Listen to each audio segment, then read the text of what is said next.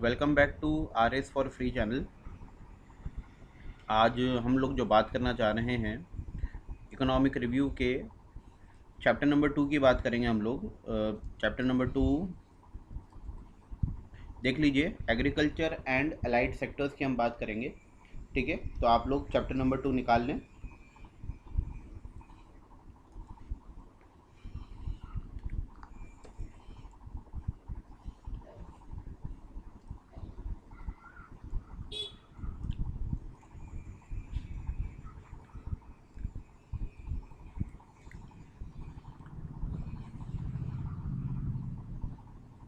चलिए शुरुआत करते हैं।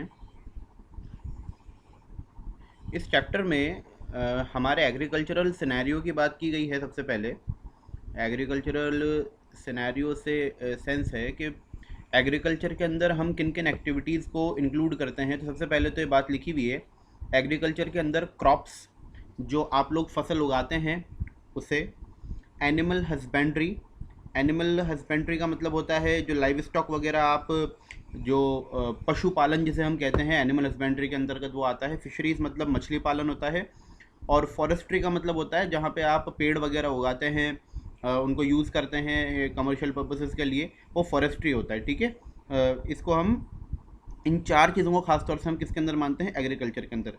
एग्रीकल्चर के अंदर केवल हम क्रॉप्स उगाने को नहीं मानते। ठीक है, आप ध्यान रखिएगा। हिंदी के अंदर लिखा हुआ है प्राथमिक रूप से फसल, पशुधन, वानिकी एवं मत्स्य सम्मिलित हैं। ठीक है, ये हिंदी के अंदर लिखा हुआ है।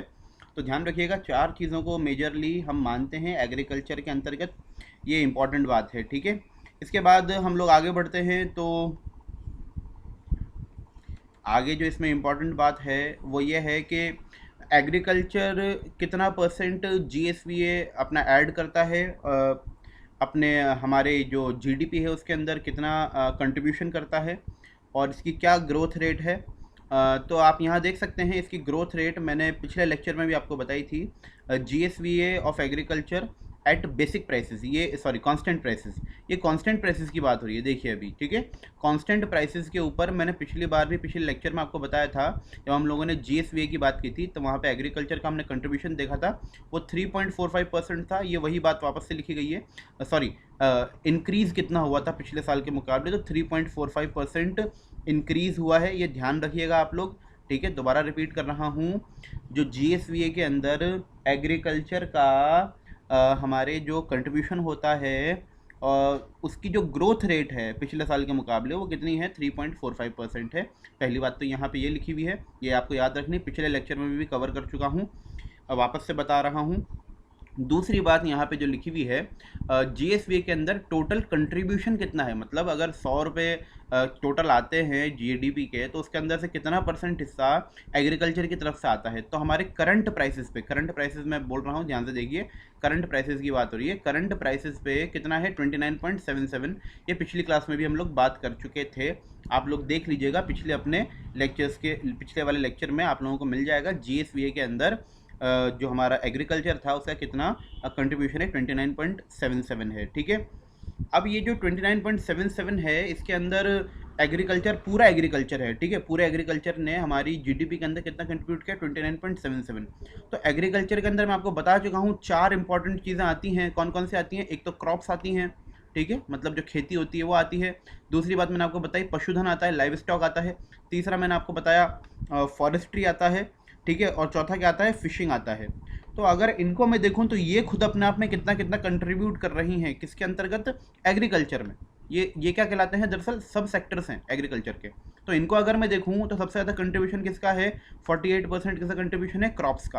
आप देख सकते हैं, आप लोग अगर पढ़ेंगे इसको हिंदी के अंदर या इंग्लिश के अंदर तो आपको ईजिली मिल जाएगा। ठीक है, तो आप देखिए यहाँ पे सबसे ज़्यादा परसेंटेज किसका है, अगर मैं बात करूँ यहाँ पे फसल क्षेत्र का अंश कितना है, 48.36। ठीक है, जबकि पशुधन क्षेत्र का अंश कितना है, 42.62। मतलब हमारे यहाँ पे लाइव स्टॉक भी काफ़ी अच्छी क्वांटिटी में कंट्रीब्यूट करता है एग्रीकल्चर में। ठीक है, ध्यान रखिएगा इस बात को, हम लोगों के यहाँ पे लाइव स्टॉक वाला जो क्षेत्र है वो काफ़ी फलता फूलता है। ठीक है, बाकी ये मिनिमल हैं, इतना ज़्यादा इंपॉर्टेंट नहीं है, बट ध्यान रखिएगा फॉरेस्ट्री में हमारे यहाँ पे ज़्यादा कंट्रीब्यूशन है एज़ कम्पेयर टू फिशिंग, मतलब मत्स्य क्षेत्र में हमारे यहाँ पे कम कंट्रीब्यूशन, सबसे कम।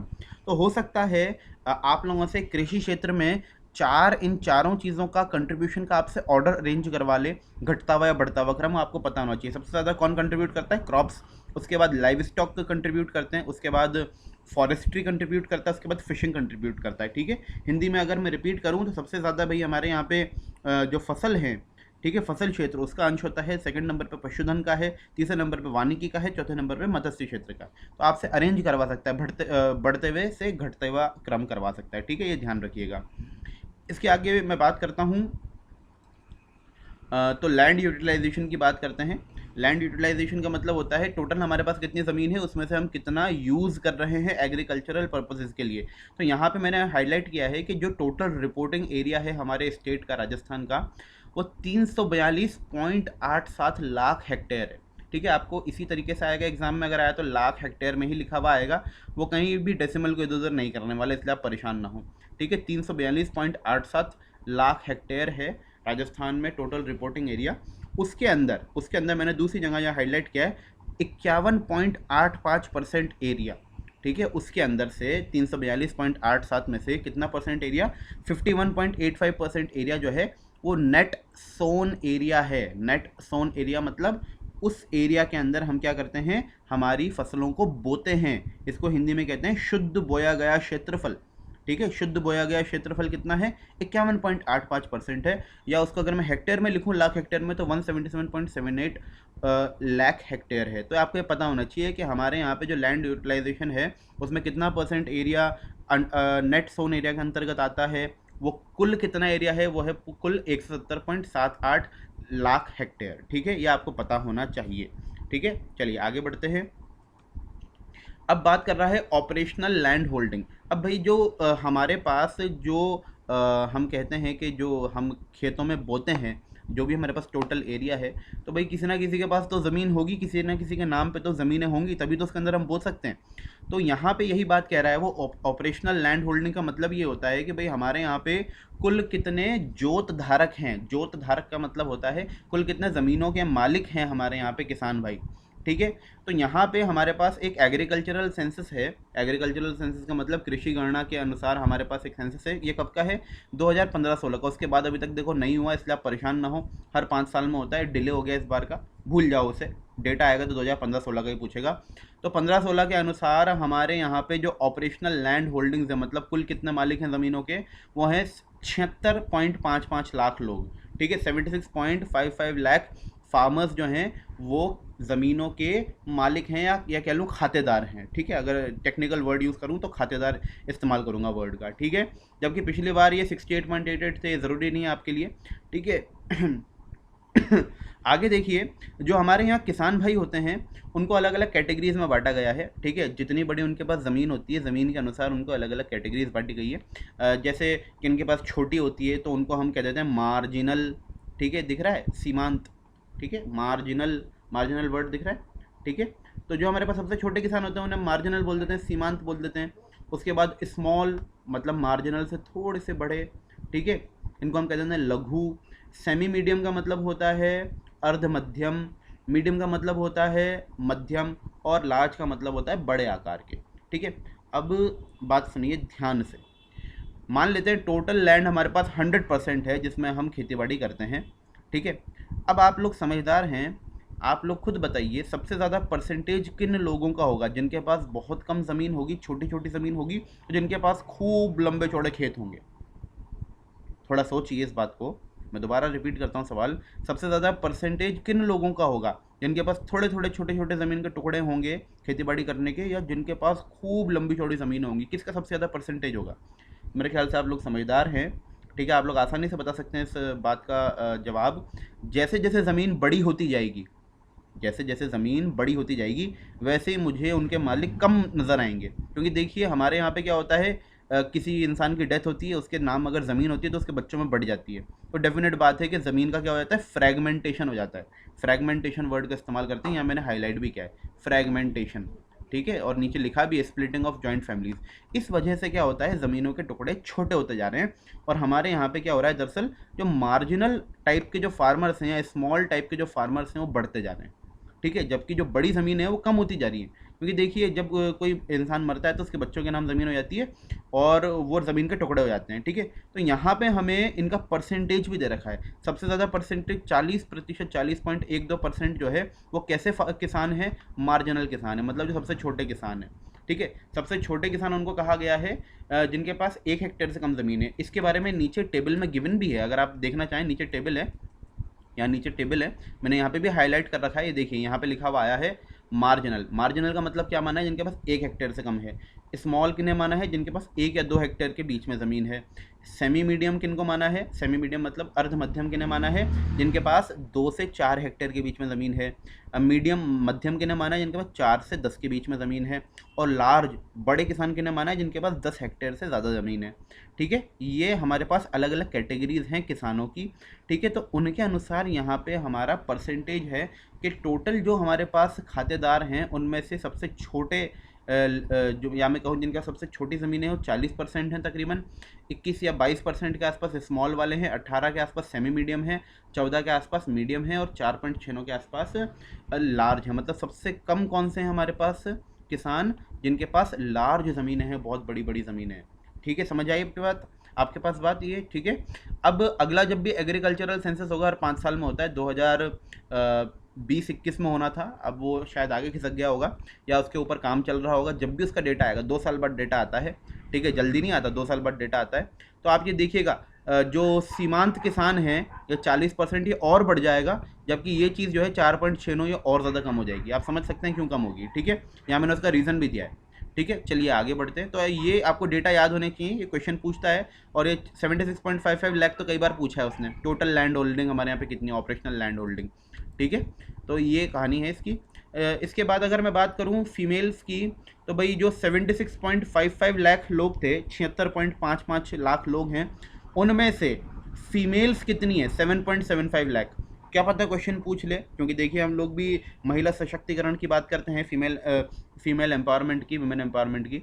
तो कभी कभी उसको दिखाने के लिए, दर्शाने के लिए कई बार क्वेश्चन इस तरह के पूछ लेता है फीमेल ओरिएंटेड। ठीक है, तो आपको ये डेटा पता होना चाहिए। 7.75 लाख जो है ये टोटल नंबर ऑफ फीमेल्स खातेदार हैं राजस्थान के अंदर, और धीरे धीरे इनकी संख्या बढ़ रही है। कारण इसका है, बहुत सारे कारण है देखिए इसके पीछे, कि फीमेल जो ऑपरेशनल लैंड होल्डिंग्स है बढ़ क्यों रही है। क्योंकि देखिए गवर्नमेंट क्या करती है, कुछ एक तो स्टैम्प ड्यूटी वगैरह कम कलेक्ट करती है, अगर आप महिलाओं के नाम से ज़मीन को आप वो करवाते हैं, अपनी रजिस्ट्री वगैरह करवाते हैं, तो कुछ इसमें बेनिफिट देती है गवर्नमेंट। इसलिए अब लोग क्या हो रहे हैं, धीरे धीरे अपनी या कह लीजिए वाइफ हो गई, अपनी बेटी हो गई, उनके नाम अपनी ज़मीनें करवा रहे हैं।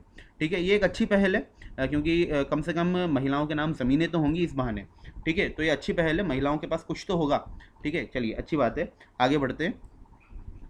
तो ये फीमेल ऑपरेशनल लैंड होल्डिंग्स हो गई। इसके आगे बहुत सारे डेटा हैं, लेकिन वो काम के नहीं है हम लोगों के। ठीक है, यहाँ मैं बता चुका हूँ आपको मार्जिनल किन्हें माना है, स्मॉल किन्हें माना है, सेमी मीडियम किन्हें माना है, मीडियम कौन है, लार्ज कौन है, मैं बता चुका हूँ आपको। आगे चलते हैं। मानसून की बात हो रही है यहाँ पे राजस्थान में, तो ये सारी बातें हम लोग जब क्लाइमेट वगैरह देखेंगे तब देख लेंगे। बाकी इतना कुछ इसमें इंपॉर्टेंट नहीं है। हाँ, एक बात मैंने इंपॉर्टेंट निकाली थी, नॉर्मल रेनफॉल जो होती है राजस्थान की, मानता है हमारी राजस्थान गवर्नमेंट जो मानती है, वो 520.98 mm, 520.98 mm। ठीक है, तकरीबन 521 मान लें इसे। 521 का मतलब हुआ 52.1 सेंटीमीटर, मतलब 52 सेंटीमीटर मान लें आप। 52 सेंटीमीटर हमारे यहाँ पे एवरेज रेनफॉल मानी जाती है राजस्थान में, एक साल में होती है। ठीक है, इसके बाद एग्रीकल्चरल प्रोडक्शन की बात कर लेते हैं हम लोग। एग्रीकल्चरल प्रोडक्शन की बात करेंगे हम लोग, कृषि उत्पादन की बात करेंगे हम लोग। तो इसमें नीचे जो टेबल बनी हुई है थोड़ी सी इंपॉर्टेंट है। ठीक है, इंपॉर्टेंट कैसे है ज़रा देखिए आप लोग। देखिए हमारे यहाँ पे कई सारी चीज़ों का उत्पादन होता है। सीरियल्स मतलब होता है भाई अनाज जो हम लोग खाते हैं।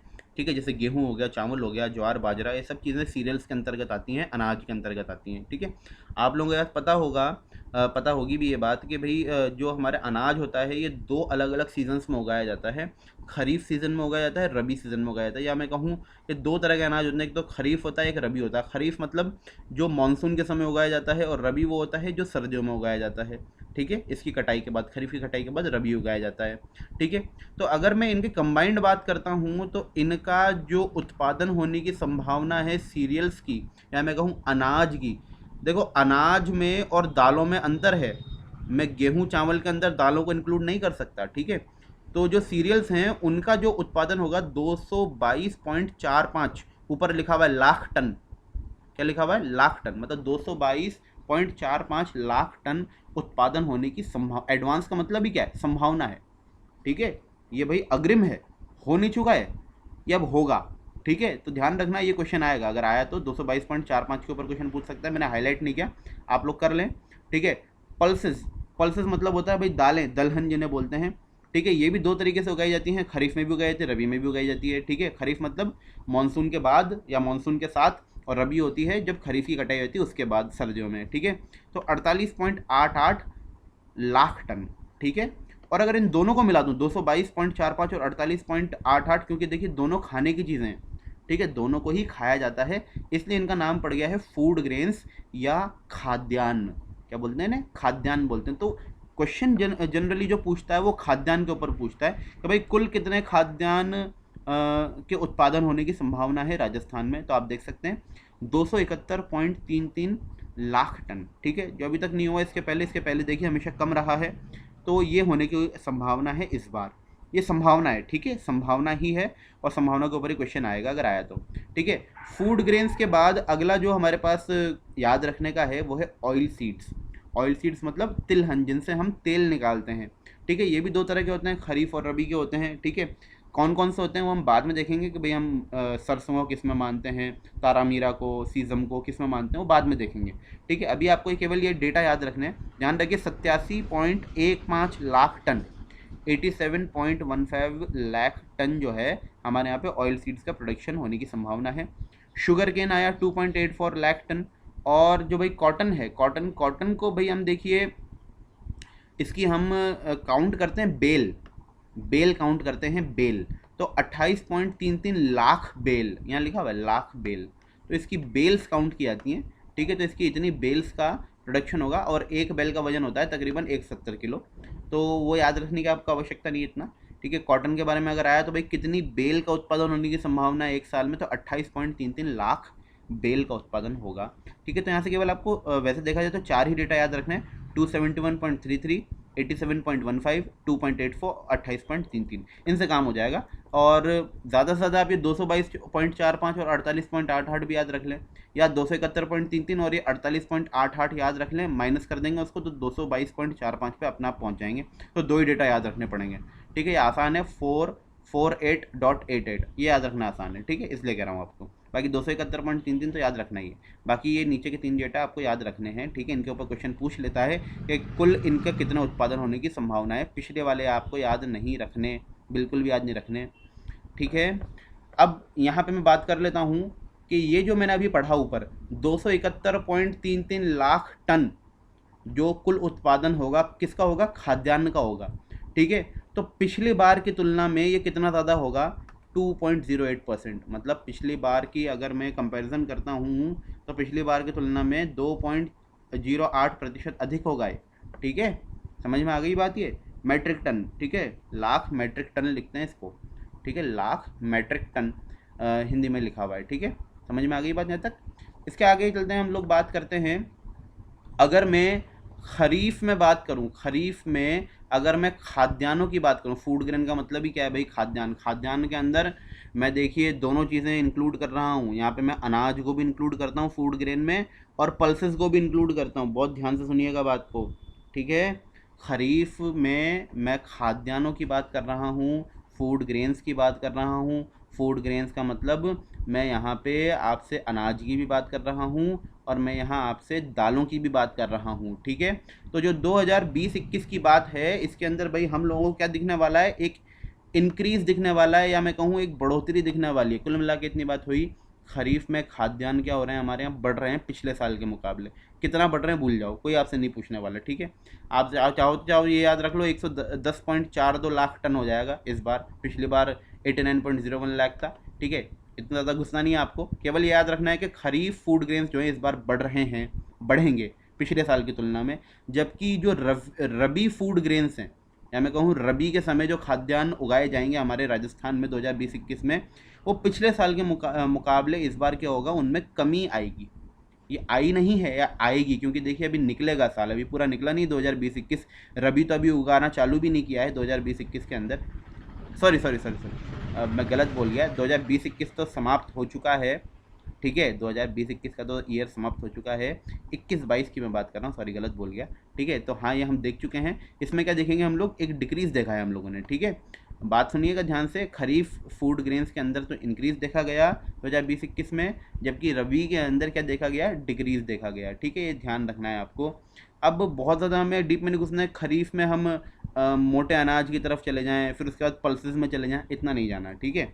इतना परेशान नहीं होना आप लोगों को, केवल पूरा याद रखना है खरीफ में फूड ग्रेन्स में क्या हुआ था, इंक्रीज़ हुआ था, और रबी में फूड ग्रेन्स में क्या हुआ, डिक्रीज़ हुआ है, ठीक है। अब आगे बात करते हैं फूड ग्रेन्स के बाद अगली जो चीज़ हमने वहाँ देखी थी टेबल के अंदर, वो ऑयल सीड्स देखे थे, तिलहन देखे थे हम लोगों ने, ठीक है। खरीफ के बाद क्या देखा था, फूड ग्रेन्स के बाद तिलहन देखे थे। और तिलहन में देखिए भाई, यहाँ पे आपको साफ साफ लिखा हुआ है, और ये क्वेश्चन जो है दरअसल ज्योग्राफी का है, बट फिर भी यहाँ कवर हो रहा है तो आप यहाँ से कवर कर लीजिए, क्योंकि देखिए वो लोग क्या करते हैं, इसको एक ऑथेंटिक सोर्स मानते हैं, ऐसे बहुत सारे क्वेश्चन पूछते हैं। तो देखिए ऑयल सीड्स के अंदर उन्होंने क्या किया है, एक तो ये मूंगफली है, ग्राउंड नट दिख रहा है आपको, मूंगफली में सबसे पहले तो क्या है, ग्राउंड नट है। उसके बाद सीजैम बोलते हैं इसे, सीजामुन पता नहीं क्या लिखा है, सीजैम बोलते हैं इसे, दरअसल तिल का तेल है, तिल, ठीक है, तिल है ये। सोयाबीन, सोयाबीन लिखा हुआ ही है। और कैस्टर, कैस्टर को अरंडी बोलते हैं, ठीक है, अरंडी, ठीक है। ये सारे के सारे जो ऑयल सीड्स हैं, ठीक है, ये सारे के सारे ऑयल सीड्स कैसे हैं, जो कि खरीफ में उगाए जाते हैं, खरीफ सीज़न में, मतलब मॉनसून के साथ, ठीक है। 4 प्रकार के हैं, मूंगफली, सीजम, सोयाबीन और कैस्टर, ठीक है। इनको तो खरीफ मानते हैं हम लोग, और खरीफ में ही उगाते हैं, ठीक है। जबकि रेप और मस्टर्ड, ठीक है, जबकि राई, सरसों, तारामीरा और अलसी, राई, ये रेप मतलब होता है राई, ठीक है, मस्टर्ड, सरसों, ठीक है, तारामीरा, तारामीरा को तारामीरा ही बोलते हैं, और लिनसीड को अलसी बोलते हैं भाई, ठीक है। तो 4 आपने देखे जो कि मानसून के साथ उगाए जाते हैं, 4 आपने देखे जो सर्दियों में रबी के साथ उगाए जाते हैं। ये ध्यान रखिएगा कौन सा ऑयल सीड कौन सा है भाई, क्योंकि इस बार आपका क्रॉप जो है ना, वो स्पेशल मेंशन किया है अलग से ज्योग्राफी के अंदर। वो क्वेश्चन पूछेगा आपसे 100% क्रॉप के ऊपर, और मेरा जहाँ तक अंदाज़ा है मुझे, वो मैच द फॉलोइंग करवाएगा आप लोगों से कि भाई निम्नलिखित में से इनको इनके खरीफ के अकॉर्डिंग अरेंज करो, खरीफ के अकॉर्डिंग इनको मैच करो आपस में, या रबी के अकॉर्डिंग मैच करो, ठीक है, या ये कौन से ऑयल सीड है, कौन से इनमें से फूड ग्रेन है, ऐसे वो मैच करवाएगा 100%, ठीक है। तो क्वेश्चन आने की संभावना है, ठीक है। और ये हम बात कर ही चुके कि भाई इस बार जो प्रोडक्शन होना था उनका कितना होना था, 87.15 लाख टन, ठीक है, इतना प्रोडक्शन होना था, ठीक है। यहाँ तक हो गई बात ऑयल सीड्स की। तो ऑयल सीड्स में क्या क्या इंक्लूडेड है ये ध्यान रखिएगा, ठीक है। अब खरीफ में कितना बढ़ा कितना कम हुआ भूल जाइए, उसे कोई नहीं पूछने वाला, ठीक है। चाहें तो आप याद रख लें, यहाँ लिखा हुआ है सारा का सारा कि खरीफ के अंदर तो बढ़ा है, जबकि जो रबी के अंदर ऑयल सीड्स हैं उसमें भी इंक्रीज़ हुआ है, यहाँ लिखा हुआ है उसमें भी इंक्रीज़ हुआ है, ठीक है। वो चाहें तो याद रखें, बाकी इतना ज़रूरी नहीं है, केवल टोटल याद रख लें कि ऑयल सीड्स में क्या हुआ है, इंक्रीज़ ही हुआ है, ठीक है। टोटल ऑयल सीड्स में पिछले साल के मुकाबले इंक्रीज़ हुआ है 19.81% का, ये केवल याद रख लें तो काम चल जाएगा। इसके बाद आगे देखें, शुगर केन में पिछले साल के मुकाबले डिक्रीज़ हुआ है, लेकिन देखिए शुगर केन के ऊपर आपसे कोई नहीं पूछने वाला। हम लोगों के लिए, हमारी सरकार के लिए, हमारी स्टेट के लिए बहुत ज़्यादा इम्पोर्टेंट फसल नहीं है शुगर केन, बहुत ज़्यादा इम्पोर्टेंट फसल नहीं है शुगर केन, इसलिए आप लोग परेशान ना हो। हम आगे चलते हैं, ठीक है। अब देखिए कुछ इम्पॉर्टेंट स्कीम्स हैं गवर्नमेंट की जो कि एग्रीकल्चर से रिलेटेड हैं, और एग्रीकल्चर के अंतर्गत राजस्थान गवर्नमेंट इनको चलाता है। पहली स्कीम आई है मुख्यमंत्री बीज स्वावलंबन योजना, ठीक है। इस योजना का आपको उद्देश्य पता होना चाहिए कि भाई क्या है इसका उद्देश्य, और इसका उद्देश्य ये है भाई, देखिए, to promote the production of quality of seeds, ठीक है। और हम चाहते हैं कि भाई जो हमारे सीड्स की क्वालिटी है वो हम बेहतर करें ताकि ज़्यादा प्रोडक्शन हो। और ये हम कहाँ करवाना चाहते हैं, फार्मर्स के द्वारा ही करवाना चाहते हैं। ये जो हम क्वालिटी ऑफ सीड्स सुधरवाना चाहते हैं, किसके हाथों से करवाना चाहते हैं, फार्मर्स के द्वारा। कहाँ पे, उन्हीं के फील्ड्स में। आप लोगों ने देखा होगा भाई जो गेहूँ आता है, गेहूँ अपने आप में क्या है, बीज ही है। अगर अच्छा गेहूँ आएगा या मैं कहूँ अच्छा बीज उत्पन्न होगा तो उस गेहूँ को हम दोबारा ज़मीन में डाल देंगे तो ज़्यादा बेहतर फसल होगी, जिससे हमें और ज़्यादा बेहतर अगली बार कह सकता हूँ मैं कि हमें अच्छी क्वांटिटी में गेहूँ मिलेगा। ये वही प्रोग्राम है, ठीक है। तो इसके अंतर्गत क्या करते हैं हम लोग, उनको जो भी हमें टेक्निक्स वगैरह सिखानी होती है, किस तरीके से आप इरिगेशन करें, किस तरीके से आप फर्टिलाइजर्स डालें, किस तरीके से आप पेस्टिसाइड्स का यूज़ करें, वो सारी चीज़ें उन्हें सिखाते हैं इसके अंतर्गत। और ज़्यादा से ज़्यादा अच्छी क्वालिटी का बीज किसानों से उनके हाथों से उनकी ज़मीनों पर उगवाते हैं। समझ में आई बात। तो ये है मुख्यमंत्री बीज स्वावलंबन योजना। कहाँ कहाँ इम्प्लीमेंट की जा रही है, हमारे सभी 10 एग्रो क्लाइमेटिक जोन्स में, ठीक है। राजस्थान को 10 एग्रो क्लाइमेटिक जोन्स में बांटा गया है, ठीक है। उन सभी के अंदर इस योजना को लागू किया गया है। और ये केवल गेहूं तक सीमित नहीं है, देखिए गेहूं तक नहीं है, गेहूं के अलावा इसके अंदर बहुत सारी चीज़ें हैं, जैसे बारले है, ग्राम है मतलब चना है, ज्वार है, सोयाबीन है, मूंग है, मोठ है, ठीक है, मूंगफली है, उड़द है, ठीक है। इन सभी के ऊपर ये योजना लागू की गई है। आप लोगों से नहीं पूछेगा, ठीक है, नाम नहीं पूछने वाला किन किन बीजों के ऊपर चल रही है। 10 एग्रो क्लाइमेटिक जोन्स के अंदर चल रही है, ध्यान रखना है, ठीक है। ठीक है, आगे चलें। उसके बाद लिखा हुआ है कि भाई eradication of paste and disease in non endemic areas, गैर स्थानीय क्षेत्रों में कीट और रोगों का उन्मूलन। इतना इंपॉर्टेंट नहीं है, नहीं पूछेगा। ट्रेनिंग फॉर वुमेन नहीं पूछने वाला, ठीक है। Incentive to girls in agricultural education, कृषि शिक्षा में अध्ययनरत छात्राओं को प्रोत्साहन राशि। जो लड़कियां एग्रीकल्चर पढ़ना चाहती हैं उनको गवर्नमेंट क्या करती है, सब्सिडी देती है, या कहूँ कि उनको कुछ पैसा बांटती है सरकार, ठीक है। महिलाओं को खासतौर से अगर वो एग्रीकल्चर लेती हैं, चाहे 11वीं 12वीं में लें, चाहे अपने ग्रेजुएशन में लें, ठीक है, तो उनको कुछ पैसा मिलता है PhD लेवल तक, ठीक है। इसमें लिखा हुआ है कितना कितना मिलता है, आप चाहें तो पढ़ लें, बाकी कोई पूछने वाला नहीं है इस क्वेश्चन को भी, ठीक है। एग्रीकल्चर डेमोस्ट्रेशन छोड़िए इसे, ठीक है। हम लोग फील्ड पे जाके ही उनको डेमोस्ट्रेशन करके दिखाते हैं, किसानों को उनको दिखाते हैं, सिखाते हैं कि भाई किस तरीके से आप अच्छी चीज़ों को इस्तेमाल कर सकते हैं अपनी खेती बाड़ी में। वो एग्रीकल्चरल डेमोस्ट्रेशन कहलाता है, ठीक है। ये भी कोई नहीं पूछने वाला आपसे। सीड मिनीकिट ये भी कोई नहीं पूछने वाला, ठीक है। माइक्रो न्यूट्रिएंट मिनीकिट ये भी कोई नहीं पूछने वाला, परेशान ना हो, ठीक है। आगे चलते हैं हम लोग, ज़ीरो बजट नेचुरल फार्मिंग, ठीक है। अब मैं ये ज़ीरो बजट नेचुरल फार्मिंग के ऊपर क्यों आया, क्योंकि देखिए आप लोग भी थोड़ा थोड़ा दिमाग लगाइए अपना। ऐसी योजनाएं या ऐसी कहूँ पॉलिसीज़ जो कि इस गवर्नमेंट ने अनाउंस की हैं 2018 में पावर में आने के बाद, वो सब आने की संभावना है, क्योंकि वो पहले कभी पूछी नहीं की। और देखिए एक टेंडेंसी होती है किसी भी गवर्नमेंट की खुद का प्रचार प्रसार करने की, ठीक है। तो वो क्या करती है, अपनी योजनाओं को एग्ज़ाम्स में डाल देती है ताकि उसका कहीं ना किसी तरीके से प्रचार होता रहे, ठीक है। तो आप समझिए इस बात को, अगर किसी चीज़ को हमारे मुख्यमंत्री जी ने अपने बजट में बोला है और उसे पूरा किया है, ठीक है, तो उसके ऊपर क्वेश्चंस बनने की संभावना होती है। थोड़ा आप लॉजिकली सोच के चलिए, यहाँ पे आपको जज्बाती नहीं होना, दिमाग लगाना है थोड़ा सा, और कुछ नहीं करना है, ठीक है।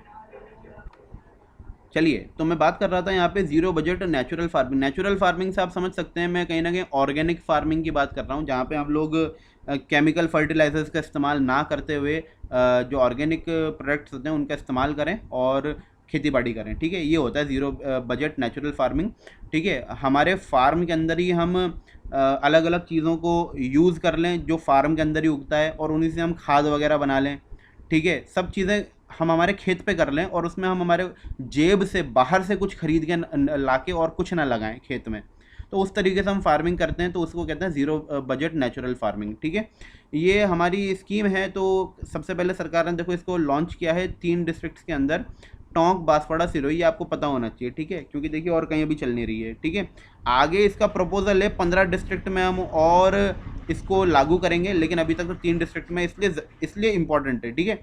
वो पूछ सकता है ज़ीरो बजट नेचुरल फार्मिंग किन डिस्ट्रिक्ट्स में लागू की गई है या अपनाई जा रही है, तो टोंक, बांसवाड़ा, सिरोही। और क्योंकि देखिए हमारे मुख्यमंत्री जी ने इसकी घोषणा की थी और ये चल रहा है प्रोजेक्ट, पायलट प्रोजेक्ट चल रहा है, इस वजह से इसके ऊपर क्वेश्चन आने की संभावना बन जाती है, ठीक है। तो मेरे ख्याल से समझ में आ चुका होगा आपको ये। आगे मैं बात करता हूँ Rajasthan agricultural competitiveness project, RACP।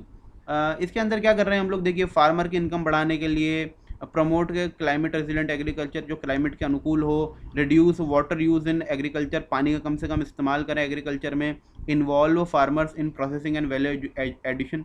इसमें मतलब बहुत सारे हमें काम करने हैं जिससे कुल मिला के किसानों का फ़ायदा हो। इसे हिंदी में बोलते हैं राजस्थान कृषि प्रतिस्पर्धात्मक योजना, RACP। ठीक है।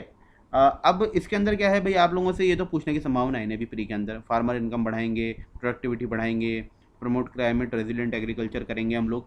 ये नहीं पूछेगा आपसे, आपसे ये पूछेगा कि ये कितनी जगहों पे अभी चलाया जा रहा है। ठीक है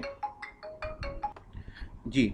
मैं ये कह रहा था आप लोगों से कि RACP जो है वो कहाँ कहाँ पे इम्प्लीमेंट किया जा रहा है, आपसे ये क्वेश्चन पूछेगा।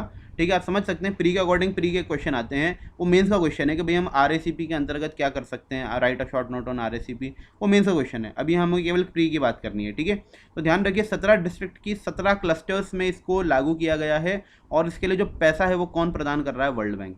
तो ये वर्ल्ड बैंक के ऊपर क्वेश्चन बन गया, क्योंकि हमारे यहाँ पे कई ऐसे प्रोजेक्ट्स हैं जो हमें फॉरेन एड से चल रहे हैं। हमारे यहाँ पे फॉरेन एड मतलब होता है विदेशी सहायता से चल रहे हैं। तो ये RACP जो हुआ किसकी सहायता से चल रहा है, वर्ल्ड बैंक। ये क्वेश्चन इस तरह के क्वेश्चन आते हैं, पिछले साल भी पूछा गया था। ठीक है, तो ध्यान रखना है आपको। ठीक है, ये क्वेश्चन आ सकता है। तो RACP कितने डिस्ट्रिक्ट में, 17 डिस्ट्रिक्ट में, 17 डिस्ट्रिक्ट के 17 क्लस्टर्स में चल रहा है वर्ल्ड बैंक की सहायता से। ठीक है, ये इसके अंदर हो रहा है। इसके बाद जो अगला हमारे यहाँ पे काम चल रहा है वो NFSM, national food security mission, राष्ट्रीय खाद्य सुरक्षा मिशन हमारे यहाँ पे चल रहा है। आप देखते हैं राशन की दुकानें वगैरह, उस पर जो गेहूँ वगैरह आता है वो कहाँ से आता है, इसी मिशन के अंतर्गत आता है। सरकार परचेज़ करती है, लोगों को कम से कम दरों पर ये हम जो फूड ग्रेन्स होते हैं ये बांटते हैं। ठीक है, इसका जो फंडिंग पैटर्न है, फंडिंग पैटर्न का मतलब होता है कि भाई इस फंडिंग पैटर्न का मतलब होता है कि भाई इसमें जो खर्चा होगा, ठीक है भाई, देखिए किसान से तो सरकार जो खरीदेगी वो तकरीबन 18 से 20 रुपए किलो में खरीदती है, लेकिन जो गरीब लोग होते हैं उन्हें 1 या 2 रुपए किलो में सरकार गेहूँ देती है। तो वो इतना गैप कहाँ से कवर होता है, वो गैप कवर होता है सरकार अपनी जेब से कवर करती है, सरकार खुद खर्चा देती है उसका। ठीक है, तो अगर मान लीजिए 100 रुपये का खर्चा होता है, तो 100 रुपये के अंदर से 60 रुपये का खर्चा तो हमारी केंद्रीय सरकार उठाएगी, जबकि 40 रुपये का खर्चा कौन उठाएगा, राज्य सरकार उठाएगी। मतलब इसका जो फंडिंग पैटर्न का जो रेशियो है वो 60-40 का है। और आपको जितनी योजनाएं मिलेंगी जिसमें केंद्र और राज्य सरकार दोनों साथ साथ काम कर रही हैं, उन सब में मेजॉरिटी ऑफ द योजनाओं में जितनी मेजॉरिटी आपको मिलने वाली है वो 60-40 का रेशियो मिलने वाला है आपको। ठीक है, 90% योजनाओं में 60-40 आएगा आंसर। ठीक है, इसलिए आप परेशान ना हो, एग्जाम में कई बार आप तुक्का भी लगा सकते हैं। अगर आपको किसी योजना के बारे में आपको नहीं पता फंडिंग पैटर्न क्या होगा, तो 99% संभावना होगी 60-40 ही होगा। ठीक है, चलिए, तो NFSM के बारे में बहुत सारी बातें की गई हैं, लेकिन आप लोगों को इतना कुछ पूछने वाला है नहीं है। ठीक है, इसके आगे में देखते हैं।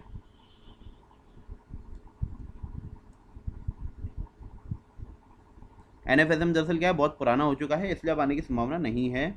अब आगे मैं बात कर रहा हूँ national mission on agriculture extension and technology, NMAET। ठीक है, इसकी फुल फॉर्म हिंदी के अंदर है राष्ट्रीय कृषि विस्तार एवं तकनीकी मिशन। ठीक है, और ये इसलिए इम्पोर्टेंट है भाई क्योंकि इसके अंदर देखो 4 उप मिशन हैं, 4 सब मिशंस हैं इसके अंदर। इसका भी देखिए आप रेशियो क्या है, 60-40 का ही है, इसके बारे में बात नहीं कर रहा हूँ मैं। तो ये ध्यान रखिएगा, एग्रीकल्चर एक्सटेंशन के ऊपर सब मिशन है इसका एक, तो सीड एंड प्लांटिंग मटेरियल के ऊपर एक इसका सब मिशन है, इसका एक और है एग्रीकल्चर मैकेनाइजेशन के ऊपर है, और national e governance plan in agriculture के ऊपर भी है। ठीक है, दरअसल क्या है कि हम किस तरीके से किसानों तक जो टेक्नोलॉजी होती है सरकार जिन्हें डेवलप करवाती है उनको कितने आसानी से पहुंचा सकते हैं, दूर दराज के इलाकों तक कैसी टेक्नोलॉजी पहुंचा सकते हैं, उसके ऊपर दरअसल ये मिशन है। आप चाहे तो याद रखें चाहे ना रखें, इतना इंपॉर्टेंट नहीं है। ठीक है, बाकी ये 4 सब मिशंस के आप नाम याद रख लें, क्योंकि देखिए वो क्वेश्चन क्या करता है, एज इट इज़ लैंग्वेज उठा के डालने वाला है आपके पेपर में और कुछ नहीं करेगा। तो उसे 4 या चीज़ें दिख गई तो पूछ लेगा इनमें से कौन सा सबमिशन NMAET के अंतर्गत नहीं है, वो एक ऐसा ऑप्शन दे देगा जो इन 4 में से एक नहीं होगा। ठीक है, तो इसलिए आप एक बार इन 4 के नाम रट के चले जाएँ, कुछ नहीं करना। और इसके बाद आया भाई national mission for sustainable agriculture. ठीक है, इसमें इन्होंने क्या किया है, पहले जो कुछ मिशन चल रहे थे उनको मिला के एक कर दिया। इसका भी जो फंडिंग पैटर्न है वो 60-40 का ही है। ठीक है, अब इसमें इन्होंने कौन कौन से मिशंस इंक्लूड किए हैं, तो यहाँ लिखा हुआ है NMSA कंसिस्ट ऑफ 4 सब मिशंस। इन्होंने 4 अलग अलग जो पहले चल रहे थे मिशंस उनको मिला के इन्होंने NMSA कर दिया है। ठीक है, अगर मैं हिंदी में बात करूँ तो राष्ट्रीय टिकाऊ खेती मिशन कर दिया। ठीक है, तो इसके अंतर्गत क्या क्या है, rain fade area development RAD है एक, तो ठीक है, नाम याद रखना है आपको केवल, और कुछ नहीं करना।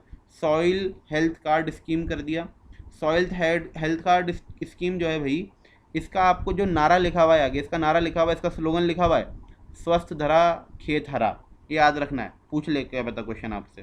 ठीक है, परंपरागत कृषि विकास योजना, ये पुरानी योजना है केंद्र सरकार की। इसके अंतर्गत हम क्या कर रहे थे कि किसानों को प्रोत्साहित कर रहे थे कि भाई आप ऑर्गेनिक फार्मिंग करें, परंपरागत तरीक़ों से, ट्रेडिशनल तरीक़ों से, वो सारी बातें हैं इसके अंदर। ठीक है, और चौथा जो मिशन है वो है एग्रो फॉरेस्ट्री के ऊपर। एग्रो फॉरेस्ट्री का मतलब होता है भाई आप खेती बाड़ी तो करें, साथ ही साथ आप थोड़ा बहुत पेड़ को भी लगा लें। जैसे मेड़ होती है बीच में बनी हुई खेतों के, तो उस पर आप प्लांटेशन कर लें, बड़े बड़े पेड़ उगा लें, और जब वो पूरी तरीके से तैयार हो जाएं तो उनको काट के आप लकड़ी बेच दें, फिर दोबारा पेड़ उगा लें। ये एग्रो फॉरेस्ट्री कहलाती है। ठीक है, आप एग्रीकल्चर के साथ साथ फॉरेस्ट्री भी कर रहे हैं। ठीक है, थोड़ा बहुत उससे ऑक्सीजन वगैरह का प्रोडक्शन कर रहे हैं। ठीक है, एनवायरनमेंट को ख़राब होने से बचा रहे हैं। ठीक है, ये इसकी बात हो रही है। ठीक है, सॉइल हेल्थ कार्ड का मतलब क्या होता है भाई, मैं आपको बता दूं ज़रा सा, कि ज़मीन के अंदर कौन कौन से न्यूट्रिएंट्स हैं, इसकी परीक्षण करवाया जाता है लैब के अंदर। और उसमें फिर क्या होता है, वो लैब जो होती है वो बता देती है किसान को, भाई इसमें ये वाला न्यूट्रिएंट ज़्यादा है, ये कम है, तो आप इसके अकॉर्डिंग ये वाली फसलें उगा सकते हैं। या अगर आपको लगता है कि मुझे तो यही फसल उगानी है, तो वो बता देते हैं इतनी क्वांटिटी में आप ये वाला न्यूट्रिएंट डाल दीजिए, तो आपकी ये फसल उग जाएगी। ठीक है, तो ये होती है सॉइल हेल्थ कार्ड स्कीम। ठीक है, और रेन फेड एरिया डेवलपमेंट के अंदर क्या कर रहे हैं हम लोग, दरअसल रेन फेड एरिया में क्या कर रहे थे, अच्छा अच्छा,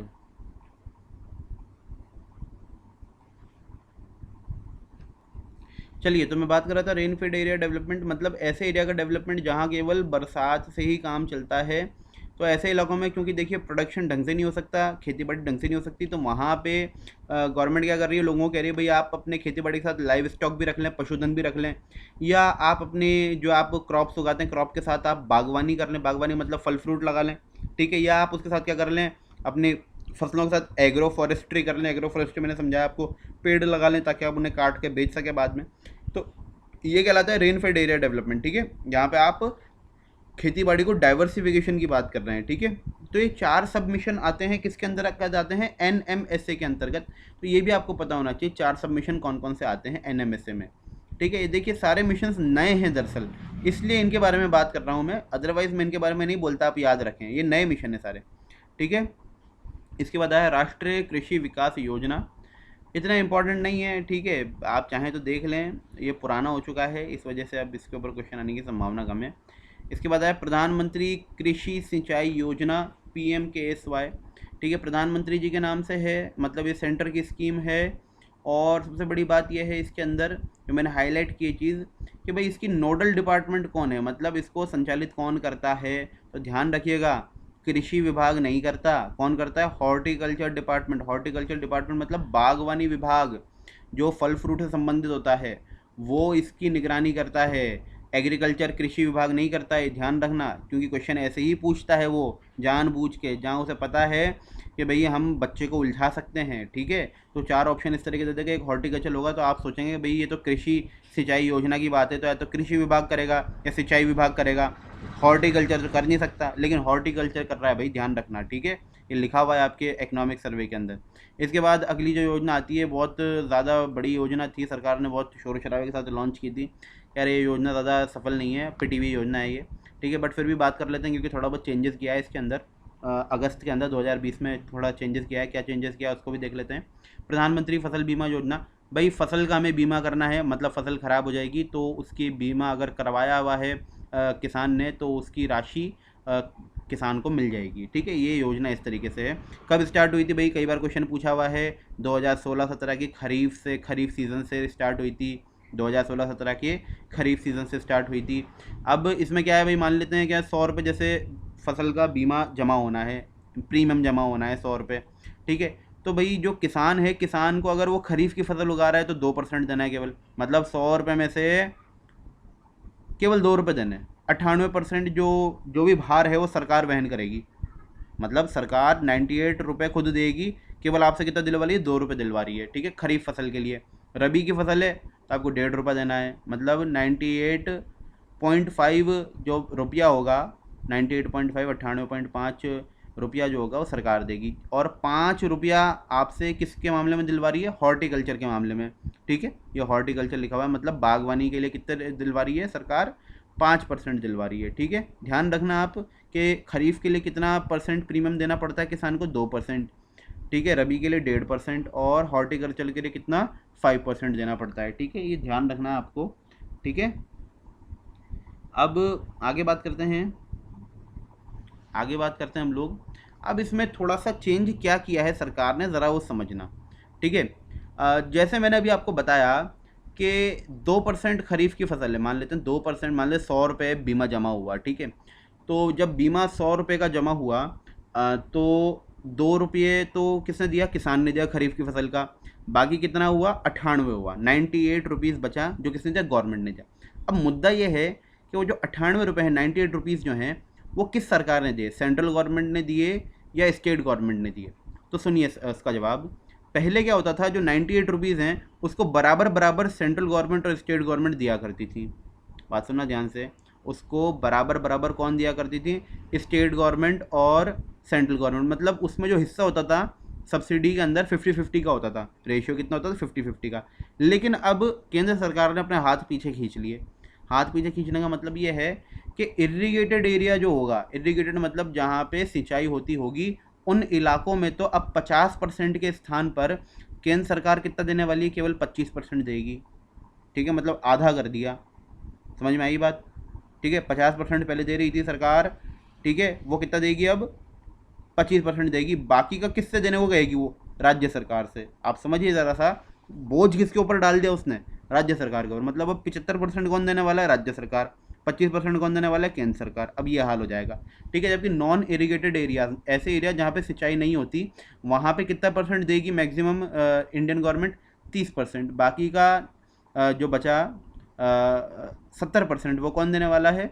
हमारी स्टेट गवर्नमेंट देने वाली है। ठीक है, तो कहीं ना कहीं ये राज्य सरकार के ऊपर बोझ है। आप योजनाएं शुरू कर देते हो, उसके बाद उनके अंदर कुछ ऐसी स्कीम बिठा देते हो कि वो ना उसको निगले बनता है ना उगले बनता है। ठीक है, तो ये थोड़ी सी कहीं ना कहीं केंद्र सरकार की तरफ से ढिलाई है। इसके ऊपर उनको काम करना चाहिए, और राज्यों को इसकी मैं तो कहूँगा विरोध करना चाहिए। ठीक है, क्योंकि अब सारा का सारा लोड किस पे आएगा? राज्यों पे आएगा इसका। ठीक है, चलिए आगे बात करते हैं। तो ये भाई ये कुछ नई चीज़ थी, ये अभी अगस्त के अंदर बात हुई है। ये यहाँ लिखा हुआ भी है, खरीफ 2020 से ये चेंजेस हुए हैं। तो एक करंट का मामला भी है, क्या पता क्वेश्चन पूछ ले आप लोगों से। ठीक है, चलिए आगे बात करते हैं। अच्छा, एक बात और हुई है भाई, एक बात और मैं बता दूं आपको। ये प्रधानमंत्री फसल बीमा योजना है, ये बड़ी ये कहूँगा मैं उद्योगपति लोगों को फ़ायदा पहुँचाने वाली स्कीम थी। ये मैं कहूँ ये क्या कहूँ, ये जो होते हैं आपकी बीमा जो कंपनियां जो होती हैं, उनको फ़ायदा पहुंचाने वाली स्कीम थी। कैसे थी ज़रा समझिएगा भाई। हर इंसान तो नहीं चाहता ना बीमा कराए, कई तो होते हैं जो भगवान भरोसे चलते हैं, पैसा भी नहीं होता उनके पास कि थोड़ा सा रुपया भी जमा कराएं। तो भाई ये योजना जो थी पहले किस तरीके से थी कि भाई कोई इंसान चाहे तो करा ले और जो चाहे वो ना कराए। लेकिन बात सुनिएगा बहुत ध्यान से, जो इंसान लोन ले रहा था और वो लोन लेके फसल उगाता था, ठीक है, बैंक गया, बैंक से आके उसने लोन लिया, लोन लेके उसने फसल उगाई अगर, तो बैंक वाले वहाँ चालाकी क्या कर रहे थे? मान लेते हैं कि 100 रुपये का लोन लेने गया, तो वो क्या कर रहे थे? खरीफ की फसल के लिए लेने गया मान लेते हैं हम लोग, तो उन्होंने ज़रूरी कर रखा था कि भैया आपको बीमा कराना पड़ेगा। वो ज़रूरी कर दिया करते थे कि भैया आपको बीमा कराना ही पड़ेगा, बीमा अगर आपने नहीं कराया तो हमारे तो पैसे डूब जाएंगे। ठीक है, आपको पैसा तो तभी मिलेगा जब आपने बीमा कराया होगा। तो वो क्या करते थे? खरीफ की फसल के लिए अगर मान लीजिए कोई किसान लेने गया लोन, मान लेते हैं 100 रुपये का लेने गया, तो 2% जो उसको देना होता था ना, वो काट लिया करते थे और वो बीमा कंपनी को दे दिया करते थे, वहीं के वहीं बैंक वाले, और बाकी का जो पैसा बचता था वो किसान को दे देते थे। मतलब पूरा पैसा किसान को नहीं देते थे वो लोग। समझ रहे हैं आप बात? ठीक है, 2% जो उसको प्रीमियम जमा करना होता था वो काट के बीमा कंपनी को पकड़ा दिया करते थे और बाकी का पैसा किसान को दिया करते थे। लेकिन अब ये चेंज किया है कि भाई अगर कोई किसान चाहे वो लोन ले रहा हो चाहे ना ले रहा हो, उसकी मर्ज़ी के ऊपर डिपेंड करता है। अगर वो चाहेगा तो लेगा, अगर नहीं चाहेगा तो उसका 1 रुपया भी नहीं कटेगा, पूरा रुपया जो उसने लोन का लिया है वो पूरा उसके हाथ में आएगा। ये चेंजेस भी खरीफ 2020 से किए गए हैं इस योजना के अंतर्गत। ठीक है, अब एक बहुत बड़ी समस्या, ठीक है, ये लोकस्ट प्रॉब्लम। ठीक है, लोकस्ट प्रॉब्लम जो राजस्थान में देखी, टिड्डी हमले, टिड्डी दल के हमले आप लोगों ने देखे होंगे। ठीक है, काफ़ी इसकी न्यूज़ भी सुनी होगी, पिछले साल काफ़ी ज़्यादा ये न्यूज़ में रहा था टिड्डी प्रकोप, ठीक है, राजस्थान में। तो देखिए इसके लिए एक तो देखिए केंद्र सरकार की हमारी एक ऑर्गेनाइजेशन है जो काम करती है, लोकस्ट वार्निंग ऑर्गेनाइजेशन, LWO, ठीक है, इसके लिए कौन सी काम करती है? LWO, टिड्डी चेतावनी संगठन हिंदी में इसको बोलते हैं। ठीक है, टिड्डी चेतावनी संगठन।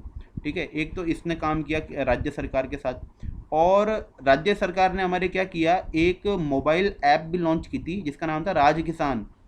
नाम देख लीजिए आप लोग, मैंने हाईलाइट किया हुआ है, राज किसान मोबाइल ऐप भी लॉन्च की थी। ठीक है, तो क्वेश्चन ऐसे भी पूछ लेता है, राज किसान किशन, सॉरी राज किशन है, राज किशन है हिंदी में, देखिए राज किशन है अब ये भी देखिए थोड़े से ऐसे ही गड़बड़ कर देते हैं, हिंदी में राज किशन लिखा हुआ है जबकि इंग्लिश के अंदर राज किसान लिखा हुआ है। तो मेरे ख्याल से राज किसान ही होगा ये, क्योंकि ज़्यादा बेहतर वही लगता है। राज किशन का मतलब कुछ नहीं निकलता है, ठीक है, क्योंकि किसानों के लिए ही था भाई, प्रॉब्लम जो आई थी किसानों के लिए थी, तो राज किसान ही पढ़ें आप लोग इसे। ठीक है, बाकी आप लोगों की किस्मत, क्या पता राज किशन करके ही आ जाए एग्जाम में, तो मैंने दोनों बता दिया आपको। ठीक है, दिमाग ज़्यादा नहीं लगाना वहाँ पे आप लोग।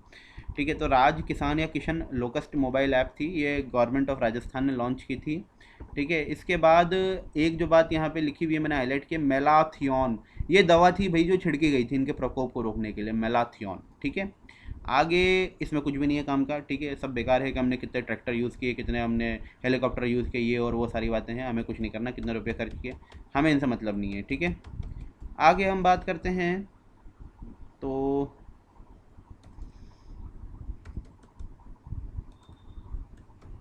हाँ, आगे जो बात आती है भाई अब आएगी हॉर्टिकल्चर की, उद्यानिकी की। ठीक है, बागवानी भी जिसे बोलते हैं।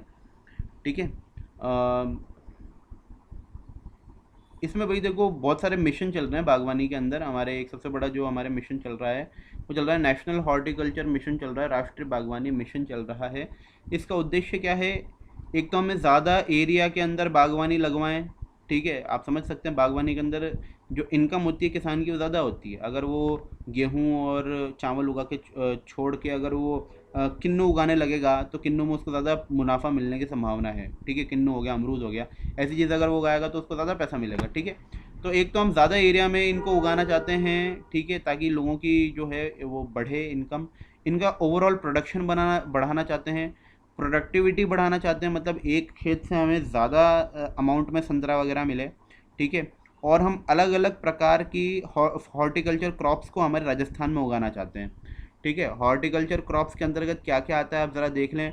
फल फ्रूट तो आते ही हैं, इसके अलावा स्पाइसेस, मसालों को भी हॉर्टिकल्चर में माना जाता है, और फ्लावर्स को भी हॉर्टिकल्चर में माना जाता है। ये भी क्वेश्चन पूछ लेता है भैया, तो हॉर्टिकल्चर में क्या क्या माना जाता है, तो फ्रूट्स भी हैं, स्पाइसेस भी हैं, फ्लावर्स भी हैं। ये ध्यान रखना आप, केवल फ्रूट्स नहीं है, बागवानी का मतलब केवल फ्लावर नहीं होता। ठीक है, उद्यानिकी का मतलब केवल फ्रूट्स नहीं होता, स्पाइसेस भी आते हैं, ध्यान रखना आप। ठीक है, और ये जो स्कीम है कितने डिस्ट्रिक्ट्स में लागू की गई है, नेशनल हॉर्टिकल्चर मिशन 24 डिस्ट्रिक्ट्स में, ये ध्यान रखनी है आपको बात। ठीक है, पूरे 33 डिस्ट्रिक्ट में नहीं है, 24 डिस्ट्रिक्ट में है। आपसे नाम कोई नहीं पूछने वाला, क्योंकि देखिए 24 किसी को याद नहीं रहते। ठीक है, चलिए आगे बात करते हैं, इसमें और क्या काम का है। हाँ, अगली जो योजना है भाई वो प्रधानमंत्री कृषि सिंचाई योजना, माइक्रो इरिगेशन। वही फंडिंग पैटर्न की अगर बात करता हूँ तो 60-40 है, इसके अलावा इसमें कुछ नहीं है काम का, सब बातें बेकार की हैं। हाँ, एक और आई भाई स्कीम इसके अंतर्गत, solar power based pump project, इसे कुसुम योजना भी बोलते हैं। कुसुम योजना का बहुत बड़ा लंबा चौड़ा नाम है, इसी में लिखा हुआ है, आप पढ़ लेना चाहो तो। बड़ी बात यह है कि भाई इस योजना को कौन कौन सी मिनिस्ट्री गवर्नमेंट ऑफ इंडिया की इसको जिसने लागू किया हुआ है या इसको ऑपरेट कर रही है, ministry of new and renewable energy, ये ध्यान रखना आप। ठीक है, भारत सरकार के नवीन एवं नवीकरणीय ऊर्जा मंत्रालय, हिंदी में लिखा हुआ है। ठीक है, नवीन एवं नवीकरणीय ऊर्जा मंत्रालय। ठीक है, इसके द्वारा ये योजना क्रियान्वित की जा रही है, और इसमें हम कितने हॉर्स पावर तक की सोलर पंप्स लगाने की बात करते हैं, 3 हॉर्स पावर से 10 हॉर्स पावर, और सब्सिडी देते हैं 7.5 हॉर्स पावर तक मैक्सिमम। ठीक है, तो वो कितनी देते हैं, क्या देते हैं, ज़रा उसे देख लेते हैं हम लोग, कितनी सब्सिडी देते हैं। जितने रुपए की भी कॉस्ट आएगी उस पंप को लगाने की, सोलर पंप को लगाने की जितनी भी कॉस्ट आने वाली है, उसमें से 60% सब्सिडी दी जाती है।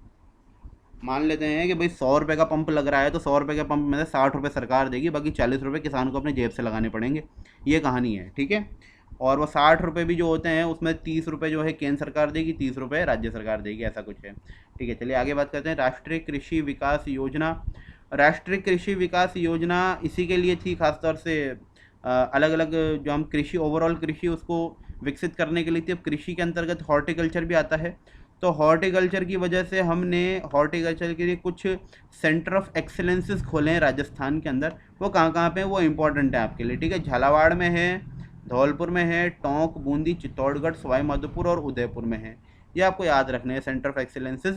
हॉर्टिकल्चर के लिए कहाँ खोले गए हैं, हॉर्टिकल्चर में, दोबारा कह रहा हूँ, हॉर्टिकल्चर के लिए कहाँ खोले गए हैं, ठीक है। हॉर्टिकल्चर में देखिए सब्जियां आती हैं, वेजिटेबल क्लस्टर्स, ठीक है। तो ये इनकी बात हो रही है दरअसल, ठीक है। मैं जब आप लोगों को ये पढ़ाऊँगा बाद में, वानिकी अलग से पढ़ाऊँगा मैं, उद्यानिकी, ठीक है, सॉरी ये हॉर्टिकल्चर अलग से पढ़ाऊँगा मैं, ठीक है। राजस्थान की जब इकोनॉमी देखेंगे तो वहाँ पे मैं आप लोगों को और ढंग से बता दूंगा सेंटर ऑफ एक्सीलेंसेस कहाँ पे हैं, ठीक है। बाकी यहाँ लिखा हुआ है पोमेग्रेनेट, पोमेग्रेनेट मतलब होता है भाई अनार, अनार का कहाँ पे है, बस्सी जयपुर में है और नानता कोटा में है, ठीक है। ये लिखा हुआ है यहाँ पे, ठीक है।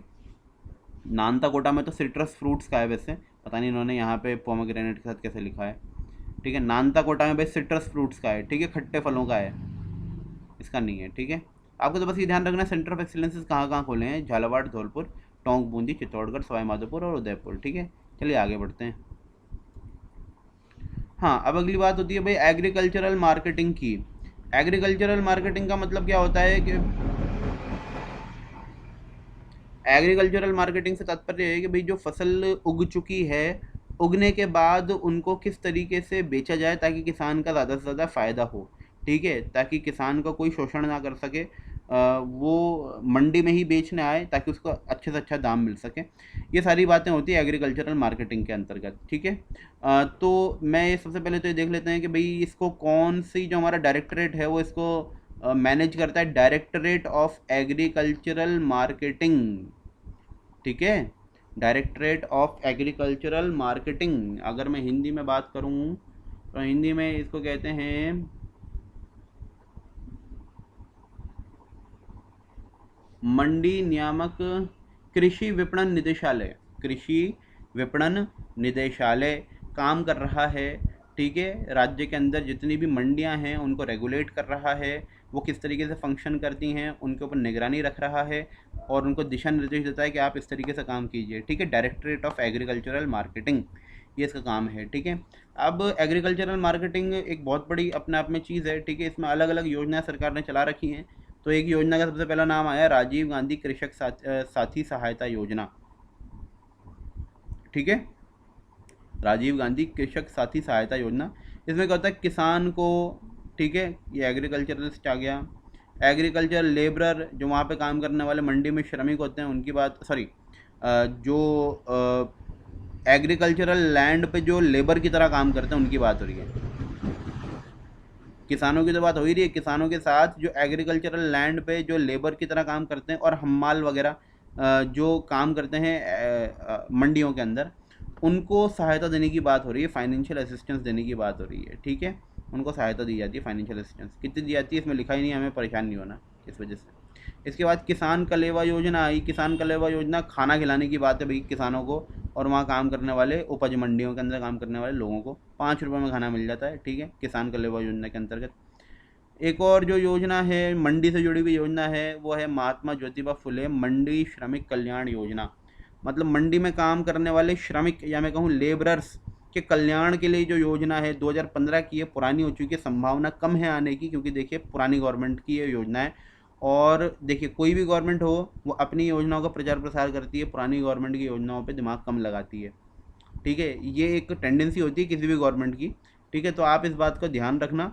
कई बार ऐसी चीज़ें आएंगी आपके सामने जो आपको लगेगा कि अरे तो बहुत इंपॉर्टेंट है, लेकिन इतना दिमाग लगा लेना कि भाई ये पिछले गवर्नमेंट की है तो इसको ना पढ़ें, छोड़ दें, बेहतर है। क्वेश्चन आने की संभावना बहुत कम होती है, उसकी जगह हम दूसरी चीज़ पढ़ लेंगे, हमारा टाइम वेस्ट नहीं करेंगे, ठीक है। टाइम कम है क्योंकि, ठीक है। तो फिर भी मैं इसकी बात कर लेता हूँ भाई। इसमें देखिए बहुत सारी चीज़ें हैं। जैसे देखिए पहली चीज़ तो इसमें प्रेगनेंसी असिस्टेंस है। मान लेते हैं कोई महिला है वो यहाँ पे श्रमिक की तरह काम करती है, ठीक है, मंडी के अंदर श्रमिक मतलब लेबर की तरह काम करती है, उठा के बोरियों को इधर से उधर रखना करना। अगर वो प्रेग्नेंट हो जाती है तो भाई उसको 45 दिन तक सरकार क्या करेगी, पैसा देगी।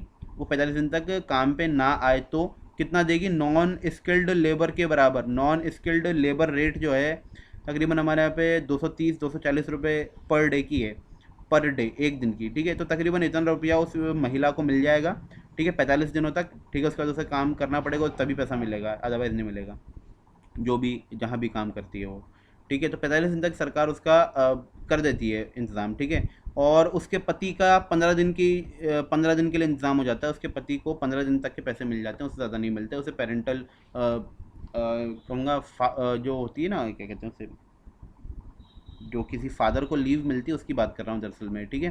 तो 15 दिन की उसके पति को मिलती है उस महिला के, जबकि उस महिला को 45 दिन की मिलती है। लीव तो नहीं कहूँगा, लीव के ऊपर मिलने वाला भत्ता है दरअसल ये, ठीक है। अगर वो काम पे भी नहीं आते तो उनको पैसा मिल जाता है उसके बदले। दूसरी बात, ऐसी महिला को अपनी बेटी की शादी पे पैसा मिलता है।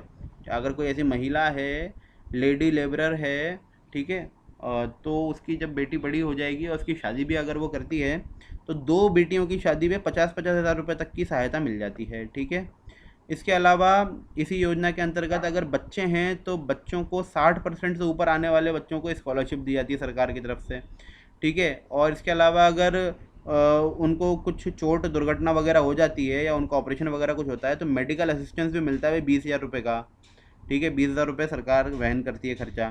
तो इतने सारे काम किए जाते हैं किसके अंतर्गत, महात्मा ज्योतिबा फुले मंडी श्रमिक कल्याण योजना।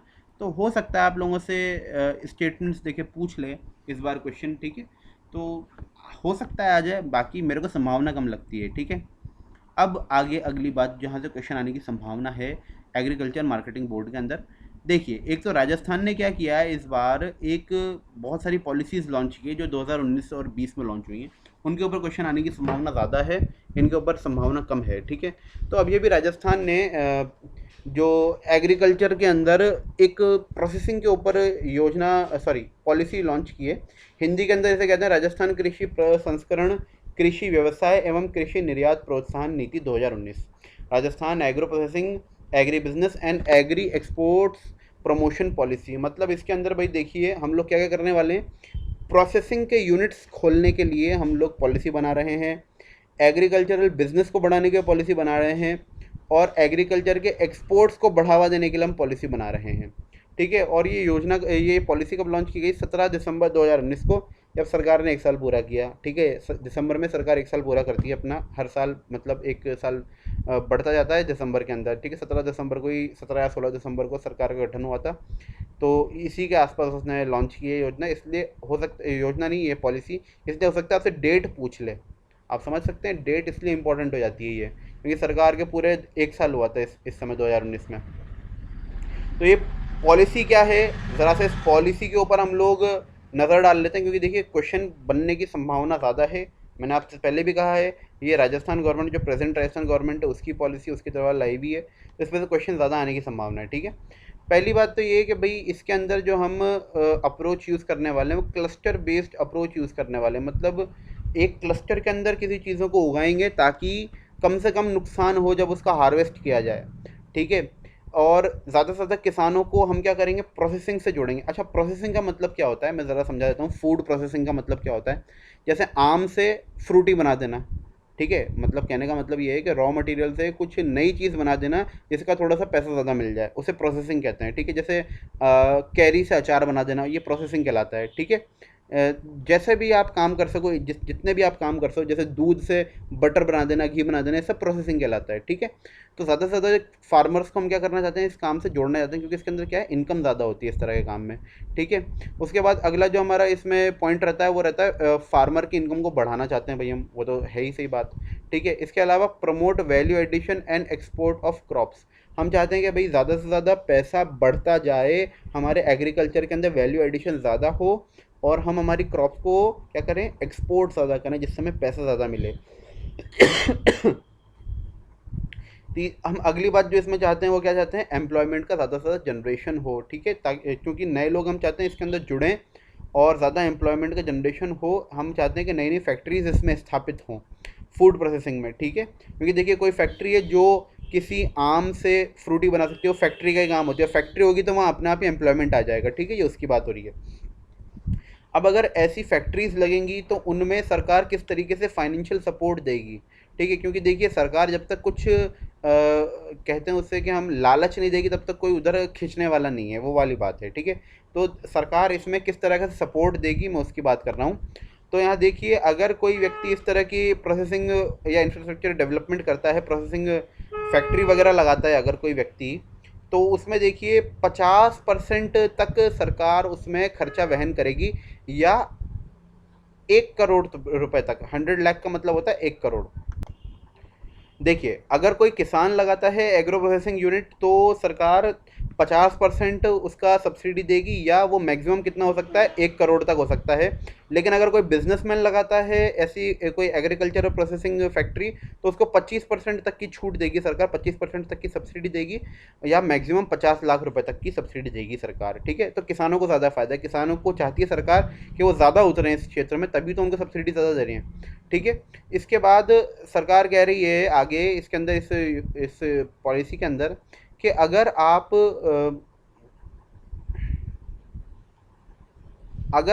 अपना जो प्रोसेसिंग यूनिट है अगर मेगा फूड पार्क में ले जाके खोलते हैं, मेगा फूड पार्क हैं हमारे राजस्थान में, ठीक है, गवर्नमेंट ऑफ इंडिया के हैं, ठीक है, या एग्रो प्रोसेसिंग क्लस्टर के अंदर जाके खोलते हैं, या प्राइमरी प्रोसेसिंग सेंटर्स में जाके खोलते हैं, तो आपको एक्स्ट्रा 10% की छूट देगी सरकार। ठीक है, ऐसा कुछ लिखा हुआ है, लेकिन इतना इंपॉर्टेंट नहीं है, नहीं पूछने वाला आपसे। ठीक है, और अगर कोई व्यक्ति सारे के सारे लोन्स टाइम पे चुका रहा है लोन्स लेने के बाद, तो 5% की उनको लोन पे भी सब्सिडी मिल जाएगी। 5% की लोन पे भी सब्सिडी, इंटरेस्ट के ऊपर सब्सिडी दे देगी सरकार। ठीक है, और ये सारी बातें लिखी हुई हैं, लेकिन हमें इतना कुछ घुसना नहीं है इसके अंदर। हाँ, एक बात और लिखी हुई है कि भाई जैसे हम एक्सपोर्ट को प्रमोट कर रहे हैं, तो भाई एक्सपोर्ट तभी हो सकता है जब हम हमारे सामान को एक जगह से दूसरी जगह लेके जाएं। ठीक है, तो जो सामान होता है वो मालगाड़ियों के द्वारा जाएगा, फ्रेट जिसे बोलते हैं हम लोग। तो जब फ्रेट होके जाएगा सामान सारा का सारा एक जगह से दूसरी जगह, तो उस पर खर्चा होता है। तो सरकार क्या कर रही है, 15 लाख रुपए पर एनम, एक साल में 15 लाख रुपए तक की सहायता दे रही है सरकार उस पर भी। ठीक है, अगर आप फ्रूट वेजिटेबल और फ्लावर को एक जगह से दूसरी जगह भेज रहे हो तो। ठीक है, और 10 से 15 लाख की सब्सिडी दे रही है अगर आप फूड वेजिटेबल फ्लावर स्पाइसेस को बेच रहे हो। ठीक है, और इस तरीके से अलग अलग बहुत सारी चीज़ें हैं। ठीक है, इसके अलावा सरकार जो है वो इलेक्ट्रिसिटी के ऊपर भी छूट दे रही है। इलेक्ट्रिसिटी जो है वो 1 रुपये यूनिट के हिसाब से देगी सरकार। ठीक है, 1 रुपये यूनिट के हिसाब से देगी, जिसमें मैक्सिमम 2 लाख रुपए पर एनम की छूट देगी आपको। ठीक है, 5 सालों तक। ठीक है, या फिर 30% सब्सिडी देगी अगर आपने सोलर पावर प्लांट लगवाया है। ठीक है, और जिसमें मैक्सिमम वो कितने रुपए देगी, 10 लाख रुपए देगी। तो ये देखिए, ये सारी रटने वाली चीज़ें हैं, आप लोग देख लीजिएगा। ये बहुत इंपॉर्टेंट है जो मैं आपको बता रहा हूँ, पॉलिसी एग्री प्रोसेसिंग के ऊपर जो आई है, एग्रो प्रोसेसिंग के ऊपर। इसमें से आप जितने मैंने पॉइंट्स बताए हैं उन सारे पॉइंट्स का आप रट लेना तरीके से, ये बहुत ज़्यादा इंपॉर्टेंट है, यहाँ से क्वेश्चन आने की संभावना है। इस वजह से मैंने पूरे को हाईलाइट किया है, इसको आप बिल्कुल नहीं छोड़ सकते। ठीक है, मैंने एग्री मार्केटिंग बोर्ड के अंदर ये जो पॉलिसी बताई है आपको 2019 में लॉन्च हुई है, इसमें हर एक चीज़ को मैंने हाईलाइट किया है, मैंने कुछ भी चीज़ नहीं छोड़ी है। इस वजह से आप लोग बहुत ध्यान से इस पॉलिसी को ज़रूर पढ़िएगा। ठीक है, चलिए आगे बात करते हैं। हमारी जो राज्य सरकार है इसने एक कोष का गठन किया है, फंड का, कृषक कल्याण कोष का। ठीक है, कौन सी तारीख को क्या है, 16 दिसंबर 2019 की। देखिए फिर से वही 16-17 दिसंबर की बात आई जब सरकार के 1 साल पूरे हुए थे। और ये कितने राशि से किया गया है, 1000 करोड़ इसके अंदर टोटल फंडिंग है। ठीक है, ये वही सारी बातें लिखी हुई गई हैं कि भाई हम अच्छी तरीके से चाहते हैं कि अच्छी तरीके से प्रोडक्शन हो एग्रीकल्चर का, ये हो वो हो, सारी बातें लिखी हुई हैं, लेकिन ये हमारे काम का नहीं है। काम का बात है केवल कितनी, कि 1000 करोड़ से ये फंड बनाया गया है। और कौन सी तारीख को लॉन्च हुआ था ये, 16 दिसंबर 2019 को। बस हमें और कुछ नहीं करना है इसके अंदर। कृषक, क्या नाम था, कृषक कल्याण कोष, ध्यान रखना है आपको। ठीक है, अब मुख्य प्रधानमंत्री जी के ऊपर बात आई, तो देखिए हमारे राज्य सरकार केंद्र सरकार दोनों अलग अलग विचारधारा की पार्टियां हैं, तो प्रधानमंत्री जी के ऊपर क्वेश्चन पूछने की संभावना बहुत कम है, परेशान ना हो आप। ठीक है, तो हम प्रधानमंत्री जी के क्वेश्चन को स्किप कर रहे हैं, नहीं पूछेगा आपसे। अब बात करते हैं वाटर रिसोर्सेज की। वाटर रिसोर्सेज का मतलब होगा कि भाई हमने कहाँ पे इरिगेशन के लिए क्या किया है, कैसे किया है, क्यों किया है, तो सारी बातें होंगी। ठीक है, एक यहाँ पे मैंने अंडरलाइन किया है कि भाई मल्टीपर्पज़ इरिगेशन प्रोजेक्ट है, परवन नदी के ऊपर बन रहा है। परवन कहाँ पे, झालावाड़ में है। ठीक है, ये जो प्रोजेक्ट बन रहा है परवन के ऊपर, इससे क्या होगा, एक तो ड्रिंकिंग वाटर सप्लाई किया जाएगा। ठीक है, साथ ही साथ इससे क्या किया जाएगा, इरिगेशन के लिए पानी दिया जाएगा, सिंचाई के लिए पानी दिया जाएगा, और पीने के लिए पानी दिया जाएगा। किससे, परवन से। ठीक है, ये कैसा प्रोजेक्ट है, मल्टीपर्पज़ इरिगेशन प्रोजेक्ट है। मल्टीपर्पज़ मतलब बहुउद्देश्य, इससे बहुत सारे काम किए जाने वाले हैं। अब बड़ी बात यह है इरिगेशन जो होगा इससे वो कहाँ कहाँ होने वाला है, झालावाड़, बारां और कोटा में। ज़रा ध्यान रख लेना, क्योंकि देखो ये आपको कहाँ दे रखा है इकोनॉमिक सर्वे में, वो पूछ लेगा कि भाई बताओ परवन मल्टीपर्पज़ इरिगेशन प्रोजेक्ट से, ठीक है, हम कहाँ कहाँ पे पानी देने वाले हैं इरिगेशन का। तो इरिगेशन का पानी जाएगा झालावाड़, बारां और कोटा में, जबकि ड्रिंकिंग वाटर केवल कहाँ जाने वाला है, झालावाड़ में, और वो कहीं नहीं जाएगा, ठीक है, या आसपास के गाँव में जाएगा, ठीक है। तो ध्यान रखना इरिगेशन बड़ी चीज़ होती है, ड्रिंकिंग वाटर तो छोटी जगह तक ही पहुँचाते हैं हम लोग, ठीक है। तो ध्यान रखना। इसके अलावा इसका जो पानी है वो थर्मल पावर प्रोजेक्ट को भी दिया जाएगा, जो परवन के ऊपर ही है, ठीक है। परवन के ऊपर कितने मेगावाट का प्रोजेक्ट लगा हुआ है, 2970 मेगावाट का प्रोजेक्ट लगा हुआ है। ये ध्यान रखना आप सारी बातें, क्योंकि देखिए आप, दोबारा कह रहा हूँ, आपके इकोनॉमिक सर्वे में गिवन है बात, इस वजह से परवन के ऊपर क्वेश्चन आ सकता है, ठीक है। परवन नदी है, परवन नदी कहाँ बहती है, कहाँ बहती है, मैंने नदियों में पढ़ाया था, आप लोग देख लीजिएगा, बता देता हूँ मैं। ये बारां और झालावाड़ में बहने वाली नदी है, ठीक है, ध्यान रखिएगा परवन के बारे में। चलिए आगे बात करते हैं हम लोग। परवन के बाद जो अगले कैनाल प्रोजेक्ट की बात हो रही है, नर्मदा कैनाल प्रोजेक्ट। अब ये देखिए, ये पिछले साल का क्वेश्चन है, जिन लोगों ने पिछले बार पेपर दिया था उन्होंने क्वेश्चन देखा होगा, जो मैंने हाईलाइट कर रखा है। अब आप सोचेंगे भाई क्वेश्चन तो वो ज्योग्राफी का था, लेकिन आप वास्तविकता में देखिए ज्योग्राफी को भी हम लोग कहाँ कवर करते हैं, इसी इकोनॉमिक सर्वे के अंदर। इस इकोनॉमिक सर्वे से निकला हुआ क्वेश्चन था दरअसल, उसने ज्योग्राफी में नहीं देखा था, ज्योग्राफी के बुक में कहीं नहीं देखा था उसने, उसने देखा था इस इकोनॉमिक सर्वे में से। और इस इकोनॉमिक सर्वे में से नर्मदा कैनाल के ऊपर क्वेश्चन उसने पूछा था। उसने क्वेश्चन ये पूछा था, बताइए ऐसा कौन सा कैनाल प्रोजेक्ट है जिसने, जो जो इंडिया का पहला कैनाल प्रोजेक्ट है जिसने स्प्रिंकलर इरिगेशन सिस्टम को अनिवार्य किया है। स्प्रिंकलर इरिगेशन सिस्टम को अनिवार्य किया है, मैंडेटरी किया है। ये सवाल उसने पूछा था पिछले बार के पेपर में, ठीक है। ये हमारे यहाँ पे कहाँ कहाँ फ़ायदा पहुँचाता है नर्मदा कैनाल प्रोजेक्ट, जालोर और बाड़मेर को केवल, और कहीं नहीं आती। तो ये क्वेश्चन आ सकता है कि भाई कितने डिस्ट्रिक्ट्स को फ़ायदा पहुँचता है नर्मदा कैनाल प्रोजेक्ट से। तो ऐसे क्वेश्चन आ सकते हैं, बाकी पिछली बार पूछ लेता, अब नहीं पूछेगा। इस बार जो पूछेगा ये पूछेगा भाई नवनेरा बैराज, ये क्वेश्चन आएगा इस बार अगर आया तो, ठीक है। ये तो गया नर्मदा कैनाल, तो अब आएगा नवनेरा बैराज। इसके आगे एक बहुत बढ़िया टर्म लिखी हुई है ERCP। ERCP के ऊपर मेंस के अंदर क्वेश्चन आया था 10 नंबर का। मेंस में इन्होंने राजस्थान की इकोनॉमी में ERCP के ऊपर क्वेश्चन पूछा था। सवाल जरा सा था, व्हाट इज़ ERCP, या right a short note on ERCP। क्या क्वेश्चन था मुझे एग्जैक्टली नहीं पता, लेकिन बहुत छोटा क्वेश्चन था। केवल उन्होंने यही टर्म दी थी ERCP। ERCP की फुल फॉर्म है ईस्टर्न राजस्थान कैनाल प्रोजेक्ट। दोबारा कह रहा हूँ, ईस्टर्न राजस्थान कैनाल प्रोजेक्ट, मतलब पूर्वी राजस्थान का कैनाल प्रोजेक्ट है, जहाँ पे हम लोग क्या कर रहे हैं, पूर्वी राजस्थान के अंदर जितनी नदियाँ हैं उन नदियों के पानी को हम जोड़ रहे हैं आपस में, ताकि ईस्टर्न राजस्थान की तो कम से कम, या मैं कहूँ पूर्वी राजस्थान की तो पानी की समस्या है या इरिगेशन की जो प्रॉब्लम्स हैं उनको दूर किया जा सके, ज़्यादा से ज़्यादा हम एग्रीकल्चरल प्रोडक्शन कर सकें, लोगों तक ज़्यादा से ज़्यादा पानी पहुंचा सकें। ये कुछ इस तरह की स्कीम है, 37,000 करोड़ रुपए की स्कीम है ERCP की, और जो ईस्टर्न राजस्थान की जितने डिस्ट्रिक्ट्स हैं उन सबको फ़ायदा पहुंचाएगी, ठीक है। तो ये कहानी है ERCP की, और ERCP पे काम शुरू हो चुका है। ERCP में जो पहला बांध बन रहा है उसका नाम है नवनेरा बैराज। ये नवनेरा और कुछ नहीं है, मैंने आप लोगों को जो रिवर्स जब पढ़ाई थी तो रिवर्स के अंदर मैंने आपको बताया था काली सिंध नदी, बहुत ध्यान से सुनिएगा। काली सिंध नदी चंबल में मिलती है। चंबल में किस जगह मिलती है, नौनेरा में। नौनेरा कहाँ, कोटा में, ठीक है। ये वही नौनेरा है, नौनेरा को इन्होंने नवनेरा लिखा है, ठीक है, बात सुनिएगा ध्यान से। नौनेरा को इन्होंने नवनेरा लिखा है, वही जगह है जहाँ पे काली सिंध किस में आके मिलती है, चंबल में। कहाँ पड़ता है, कोटा में। तो कोटा डिस्ट्रिक्ट में नवनेरा बैराज का बनना शुरू हुआ है, और ये किस नदी पे बन रहा है, काली सिंध पे। ध्यान रखना, चंबल पे नहीं, काली सिंध पे। ये क्वेश्चन आ सकता है, ठीक है। नवनेरा बैराज का निर्माण किस पे हो रहा है, काली सिंध पे हो रहा है। किस डिस्ट्रिक्ट में हो रहा है, कोटा में हो रहा है। किस प्रोजेक्ट के अंतर्गत आता है, ERCP के अंतर्गत आता है। ये आपको ध्यान रखना है, इस बार का लेटेस्ट क्वेश्चन है। तो इरिगेशन में से क्वेश्चन आएगा तो नवनेरा बैराज पे आएगा इस बार, जहाँ तक मुझे लगता है, ठीक है। चलिए आगे बात करते हैं।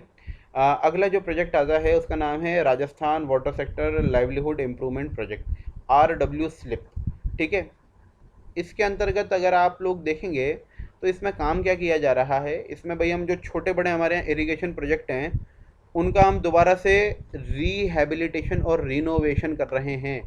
जो भाई जो कैनाल सिस्टम्स होते हैं हमारे यहाँ पे वो काफ़ी पुराने हो जाते हैं वक्त के साथ, तो उनको धीरे धीरे क्या करना, मेंटेनेंस करना पड़ता है, उनको दोबारा रेनोवेट करना पड़ता है।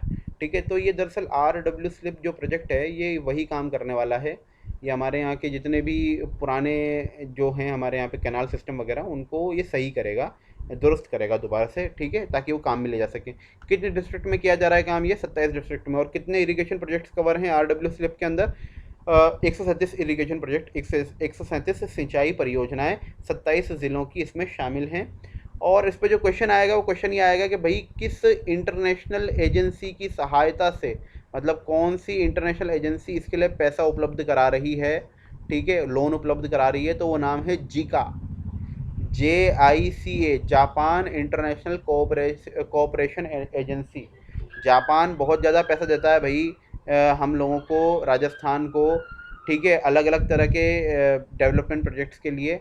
ठीक है, तो ध्यान रखिएगा, जीका का नाम यहाँ पे आता है, जीका के बारे में ना याद रखिएगा। किस लिए प्रोजेक्ट है ये, इरिगेशन प्रोजेक्ट को सुधारने के लिए 137 इरिगेशन प्रोजेक्ट को 27 डिस्ट्रिक्ट में। ठीक है, इन 137 इरिगेशन प्रोजेक्ट के अंदर कुछ बड़े प्रोजेक्ट भी हैं, वृहद सिंचाई परियोजनाएं भी हैं, मेजर इरिगेशन प्रोजेक्ट्स भी हैं, जिसमें भाखड़ा कैनाल सिस्टम भी इंक्लूडेड है इसके अंदर। भाखड़ा का पानी भी भाई हमें राजस्थान में आता है, और गुड़गांव कैनाल सिस्टम भी इसके अंदर इंक्लूडेड है। ठीक है, बाकी बहुत सारे मीडियम और माइनर इरिगेशन प्रोजेक्ट तो हैं ही, वो अपनी जगह अलग हैं। ठीक है, बाकी ये दो बड़े प्रोजेक्ट जिन्हें वृहद सिंचाई परियोजनाएं बोलते हैं या मेजर इरिगेशन प्रोजेक्ट बोलते हैं, वो भी इसमें इंक्लूडेड हैं, भाखड़ा और गुड़गांव। ये ध्यान रखिएगा। बाकी छोटे छोटे हैं, वो लिखे हुए हैं, इतना ज़्यादा इंपॉर्टेंट नहीं है, आप सारे डिस्ट्रिक्ट के नाम याद नहीं कर पाएंगे। ठीक है, आगे देखते हैं, इसमें बहुत सारी बातें लिखी हुई हैं, काम की नहीं है। इसके बाद एक और इसी तरह का काम है भाई, Rajasthan water sector restructuring project in desert area. अब नाम ही लिख दिया डेजर्ट एरिया। ठीक है, राजस्थान, हिंदी में बता देता हूँ आपको, राजस्थान के मरु क्षेत्र हेतु जल पुनर्गठन परियोजना, RWSRPD। ठीक है, अब यहाँ पे के अब आप समझ चुके हैं ये डेजर्ट एरिया की बात कर रहा है। तो डेजर्ट एरिया की जितने डिस्ट्रिक्ट हैं वो सारी यहाँ आ गई हैं, श्रीगंगानगर, हनुमानगढ़, चूरू, नागौर, बीकानेर, जोधपुर, सीकर, झुंझुनू, जैसलमेर, बाड़मेर। ठीक है, तो ये वहीं की बात कर रहा है, और वहाँ पे यही काम करना है हमें। वहाँ पे कौन सी वाली नहर बहती है भाई, वहाँ पे बहती है IGNP, मतलब IGNP को हमें दुरुस्त करना है, मरम्मत करनी है, उसके पानी को आगे तक पहुँचाना है, ये सारी बातें हैं उसके अंदर। अब बड़ी बात यह है, इसकी भाई फाइनेंसिंग कौन कर रहा है, इसकी फाइनेंसिंग कर रहा है NDB, न्यू डेवलपमेंट बैंक, जो किसका बैंक है, ब्रिक्स का। ध्यान रखिएगा। ठीक है, चलिए, इसमें बहुत सारे काम होने हैं, हमें मतलब नहीं है कितने काम होने हैं, सारे काम लेकिन IGNP से संबंधित होने हैं, तो दिमाग मत लगाइए। ठीक है, इतने सारे काम नहीं पूछने वाला आपसे। आगे बात करता हूँ नेशनल हाइड्रोलॉजी प्रोजेक्ट। देखिए, नेशनल हाइड्रोलॉजी प्रोजेक्ट क्या है। नेशनल हाइड्रोलॉजी प्रोजेक्ट के अंतर्गत भाई जितने डैम्स बने हुए हैं हमारे राजस्थान के अंदर बड़े बड़े, तो उनमें कितना पानी है, कितना पानी आया, कितना खर्च किया, कितना उनका वाटर लेवल है, इन सब को हम ऑटोमेटिक सिस्टम के द्वारा नापना चाहते हैं, और इसी को हमने नाम दिया नेशनल हाइड्रोलॉजी प्रोजेक्ट। ठीक है, इसके अंतर्गत हम लोग स्काडा सिस्टम इंस्टॉल कर रहे हैं। क्या इंस्टॉल कर रहे हैं, स्काडा। अब स्काडा की इन्होंने फुल फॉर्म दी नहीं है, आप भी दिमाग मत लगाओ, नहीं देने वाले लोग। ठीक है, ना पूछने वाले हैं आपसे, क्योंकि वो जो एग्जामिनर होता है ना, वो इसी डॉक्यूमेंट को देख के पेपर बनाएगा। जब इसमें उसको फुल फॉर्म नहीं मिलेगी तो वो भी दिमाग नहीं लगाने वाला कि इसकी फुल फॉर्म बताओ। ठीक है, दिमाग मत लगाना आप भी, बस आप इतना दिमाग लगा लो कि स्काडा सिस्टम जो है पानी के जो लेवल होता है किसी डैम के अंदर, उसको मेजर करता है। बस इतना दिमाग लगा लो। पहला स्काडा सिस्टम कहाँ इंस्टॉल किया गया, राजस्थान में बीसलपुर डैम में। बस इतना सा ध्यान रख लो, और कुछ नहीं। किसके अंतर्गत किया गया, नेशनल हाइड्रोलॉजी प्रोजेक्ट के अंतर्गत। और कुछ काम की बात नहीं है इसमें पूरे में। ठीक है, सब बेकार की बातें हैं, बाकी कुछ काम का नहीं है। फिर ये वही वाली बात आ गई, relining of Indira Gandhi feeder. ठीक है, ये हमारे काम का नहीं है, इतना इसमें नहीं घुसना है। अब एक आया हमारे पास, एक नया प्रोजेक्ट आया है डैम, ये dam rehabilitation and improvement project, drip जिसे नाम दिया है। ठीक है, बांध पुनर्वास और सुधार परियोजना। अब देखो भैया, इंपॉर्टेंट है, आप समझ चुके होंगे क्यों इंपॉर्टेंट है। ये इंपॉर्टेंट इसलिए है क्योंकि पिछले साल के बजट में इसकी घोषणा की गई थी। अब आप समझ सकते हैं कि जब राज्य सरकार घोषणा करेगी और उसे पूरा कर दे, तब तो वो इम्पॉर्टेंट चीज़ बन जाती है। तो क्योंकि वो अपना, देखिए, अपना काम दिखाना चाहता है, हमने ये काम किया, बोला था और ये काम किया, तो इस वजह से वो चीज़ें क्वेश्चंस के रूप में आ जाती हैं, उनका प्रचार प्रसार करने के लिए। ध्यान रखिएगा, dam rehabilitation and improvement project कुछ नहीं कर रहे हैं, जो डैम्स हैं पुराने बने हुए उनमें मरम्मत का काम करना है और कुछ नहीं करना है, ये इतनी सी बात है। यहाँ लिखा हुआ है renovation, modernisation and security management of main dams, और साथ में मेंशन किया है साथ में कि हमने स्टेट बजट 2020-21 में इसकी घोषणा की थी, तो हम उसे पूरा कर रहे हैं। ठीक है, ये बात इन्होंने खास तौर से लिखी, तो ये क्वेश्चन बन जाएगा।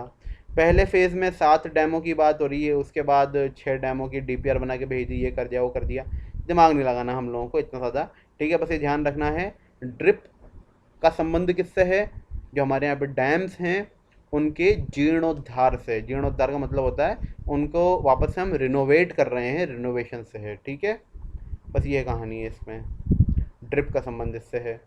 और राजस्थान की दूसरी रैंक रही थी भाई 2020 में नेशनल हाइड्रोलॉजी प्रोजेक्ट में, थोड़ी देर पहले बात की थी नेशनल हाइड्रोलॉजी प्रोजेक्ट की, उसमें राजस्थान की दूसरी रैंक रही थी 2020 में।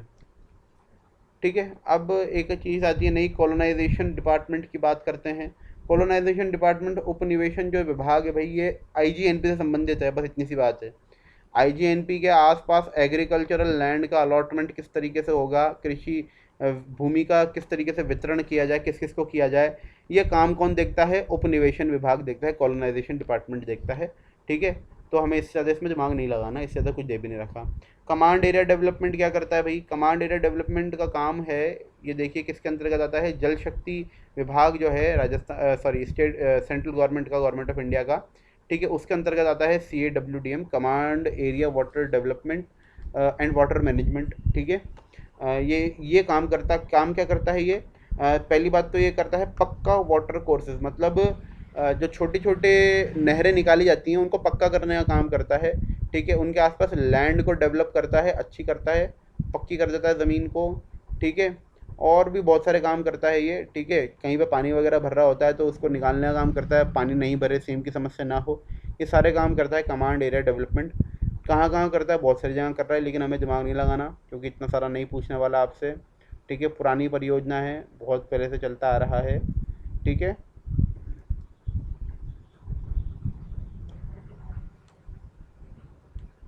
अब देखिए अपने आप में आईजीएनपी एक बहुत बड़ी चीज़ है, तो आईजीएनपी को इन्होंने पूरा टॉपिक ही बना दे दिया, इंदिरा गांधी नहर परियोजना, नहर प्रोजेक्ट। ठीक है, अब देखिए यहाँ पे जो मैंने पूरा हाईलाइट किया है, ये आपके काम का नहीं है प्री के अकॉर्डिंग, ये पूरा का पूरा मेंस के अकॉर्डिंग काम का है। अगर आपसे कह दे कोई कि right a short note on IGNP, तो इसे लिखाना, आपके 5 में से पूरे 5 नंबर ही देगा वो, उसकी हिम्मत नहीं होगी 1 नंबर काटने की, क्योंकि इसमें पूरी की पूरी भाषा जो लिखी हुई है सरकारी भाषा लिखी हुई है, और बहुत बेहतरीन लिखी हुई है। इसमें लिखा हुआ है कि भाई life line of western Rajasthan कहा जाता है, और एक एग्जाम्पल है courageous battle of man against odds of nature, मतलब प्रकृति की जो कहें उसे विषम परिस्थिति थी उनके खिलाफ जाके एक मनुष्य ने जो एक बहुत हिम्मत भरी जो लड़ाई लड़ी, उसकी गाथा है। बहुत बड़ा चढ़ा के बात की गई है, इतना बड़ा चढ़ा के हम नहीं लिख सकते भाई। ठीक है, बट अगर ऐसा लिखाएंगे आप तो मज़ा आ जाएगा, एग्जामिनर को खूब नंबर देगा आपको। ठीक है, इसमें लिखा हुआ है कि हम जो हिमालय से हमारे राजस्थान के भूखे प्यासे लोगों को पानी देने की हमारी ये योजना है, ये है वो है, इस तरह की बातें लिखी हुई हैं।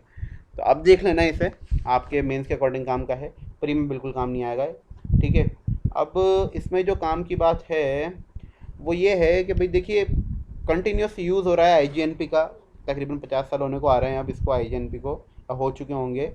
ठीक है, तो इसकी वजह से भाई इसको बार बार हमें क्या करना पड़ता है, इसका भी रिनोवेशन करना पड़ता है और मॉडर्नाइजेशन करना पड़ता है। ठीक है, तो अभी 2 प्रोजेक्ट चल रहे हैं आईजीएनपी को लेके, बात सुनना ध्यान ध्यान से बहुत। आईजीएनपी के रिनोवेशन और मॉडर्नाइजेशन से संबंधित 2 प्रोजेक्ट चल रहे हैं। कौन कौन सी नहरों पे चल रहे हैं ये, बीकानेर और जैसलमेर जोन की नहरों के चल रहे हैं आईजीएनपी से संबंधित जो हैं। देखिए आईजीएनपी अपने आप में एक नहर है, लेकिन उसकी कई सारी अपने आप में ब्रांचेज हैं जो अलग अलग डिस्ट्रिक्ट्स में गई हुई हैं, जैसे कुछ बीकानेर, कुछ जैसलमेर, कुछ हनुमानगढ़, कुछ जैसलमेर सॉरी कुछ जोधपुर वगैरह, ऐसी बहुत सारी जगह इसकी ब्रांचेस गई हुई हैं। तो उन ब्रांचेस में से अभी बीकानेर और जैसलमेर वाली जो ब्रांचेस हैं उनके रिनोवेशन और मॉडर्नाइजेशन का काम चल रहा है। किसकी सहायता से चल रहा है, नाबार्ड की सहायता से, नाबार्ड इसके लिए पैसा दे रहा है। ठीक है, नेशनल कौन सा बैंक है भाई ये रूरल डेवलपमेंट के लिए और एग्रीकल्चर के डेवलपमेंट के लिए बैंक बनाया गया है सरकार के द्वारा, केंद्र सरकार का बैंक है ये। ठीक है, चलिए अब इसमें कितना रुपया खर्चा हो रहा है हमें इससे मतलब नहीं है, ये कोई नहीं पूछने वाला। ठीक है, ध्यान रखना कौन कौन सी नहरों का काम चल रहा है आईजीएनपी के अंतर्गत, एक तो बीकानेर जोन की और एक जैसलमेर जोन की। ठीक है, अब आगे बात करते हैं, ग्राउंड वाटर की बात हो रही है यहाँ पे। ग्राउंड वाटर डिपार्टमेंट की बात हो रही है। ग्राउंड वाटर भाई देखिए, हमारे राजस्थान के अंदर पानी तो है नहीं, ठीक है, नदियाँ कम हैं बहुत, बरसात होती नहीं है, तो हम लोग किस पर निर्भर हैं पूरी तरीके से? इरिगेशन के लिए ज़्यादातर ग्राउंड वाटर के ऊपर। याद रखना, इंडिया में आज भी सबसे बड़ा सोर्स इरिगेशन का क्या है? ग्राउंड वाटर है पूरे इंडिया के अंदर, और राजस्थान में तो है जो है। राजस्थान की तो हम बात ही नहीं कर सकते, वो तो अछूता है, ठीक है। ग्राउंड वाटर का हमें यूज़ करना ही पड़ता है, हम मजबूर हैं क्योंकि हमारे यहाँ पानी नहीं है। अब देखिए, एक योजना लॉन्च की थी केंद्र सरकार ने, अटल भूजल स्कीम। देखो नाम से पता लग रहा है अटल जी के ऊपर रखा हुआ नाम है, मतलब ये केंद्र सरकार की होगी, ठीक है। अब इम्पोर्टेंट क्यों है? क्योंकि देखिए, ये कोरोना के टाइम में लॉन्च की थी, अब पहला लॉकडाउन लगा था 1 अप्रैल 2020 को, ठीक है, इसलिए इंपॉर्टेंट हो जाती है क्योंकि इसके ऊपर अभी तक क्वेश्चन नहीं आया। और वर्ल्ड बैंक और इंडियन गवर्नमेंट ने साथ साथ लॉन्च किए। वर्ल्ड बैंक और इंडिया गवर्नमेंट ने साथ साथ लॉन्च किए 50-50% की हिस्सेदारी से, और 7 राज्यों में लॉन्च किए, जिनमें से एक हमारा राज्य तो होना ही है क्योंकि हमारा राज्य सबसे ज़्यादा सूखा है भाई, तो हमारा राज्य तो इसमें होना ही है, अटल भूजल स्कीम में। अब इसमें हम काम क्या करने वाले हैं? काम करने वाले हैं, एक तो जो गिरता हुआ जल स्तर है, भूजल स्तर है, उसे हमको रोकना है। किस प्रकार रोकना है? Better management of ground water के द्वारा, ठीक है। अगर हम अच्छे से मैनेजमेंट कर पाएँ ग्राउंड वाटर का, तो जो गिरता हुआ भूजल स्तर है वो कहीं ना कहीं हम रोक सकते हैं। और ये जो स्कीम है दरअसल 5 सालों के लिए है, 2020-21 से 2024-25 तक है, ठीक है। ये बात भी आपको याद रखनी है। राजस्थान में भाई देख लो, 1144 ग्राम पंचायतों को कवर किया जा रहा है। 1144 ग्राम पंचायतों को कवर किया जा रहा है। ये ग्राम पंचायत जो हैं, ये 38 पंचायत समितियों के अंतर्गत आती हैं। कितनी पंचायत समितियों में आती हैं? 1144 ग्राम पंचायत 38 पंचायत समितियों में आती हैं। और ये 38 पंचायत समितियाँ कितने डिस्ट्रिक्ट में आती हैं? राजस्थान की 17 डिस्ट्रिक्ट्स में आती हैं। समझ में आई बात? तो मैं ये कहूँ कि भाई ये जो अटल भूजल स्कीम है, ये कितने डिस्ट्रिक्ट में चल रही है? राजस्थान के 17 डिस्ट्रिक्ट में। 17 डिस्ट्रिक्ट की 38 पंचायत समितियों की 1144 ग्राम पंचायत में। उल्टा बोलो इसे, दोबारा कह रहा हूँ, अटल भूजल स्कीम जो है राजस्थान की 17 डिस्ट्रिक्ट की 38 पंचायत समितियों की 1144 ग्राम पंचायतों में चल रही है अटल भूजल स्कीम, जो 5 साल की है और 7 स्टेट्स में लागू लॉन्च की गई है, जिसमें से राजस्थान भी एक है। और इसके अंदर government of India, world bank 50-50% की हिस्सेदारी निभा रही हैं, मतलब 50-50% के इसमें फाइनेंस करेंगी, ठीक है। वाटरशेड डेवलपमेंट आपके काम का नहीं है। इसमें एक प्रोग्राम है राजीव गांधी जल संचय योजना, ठीक है। बस ये आप पढ़ लेना है थोड़ी सी।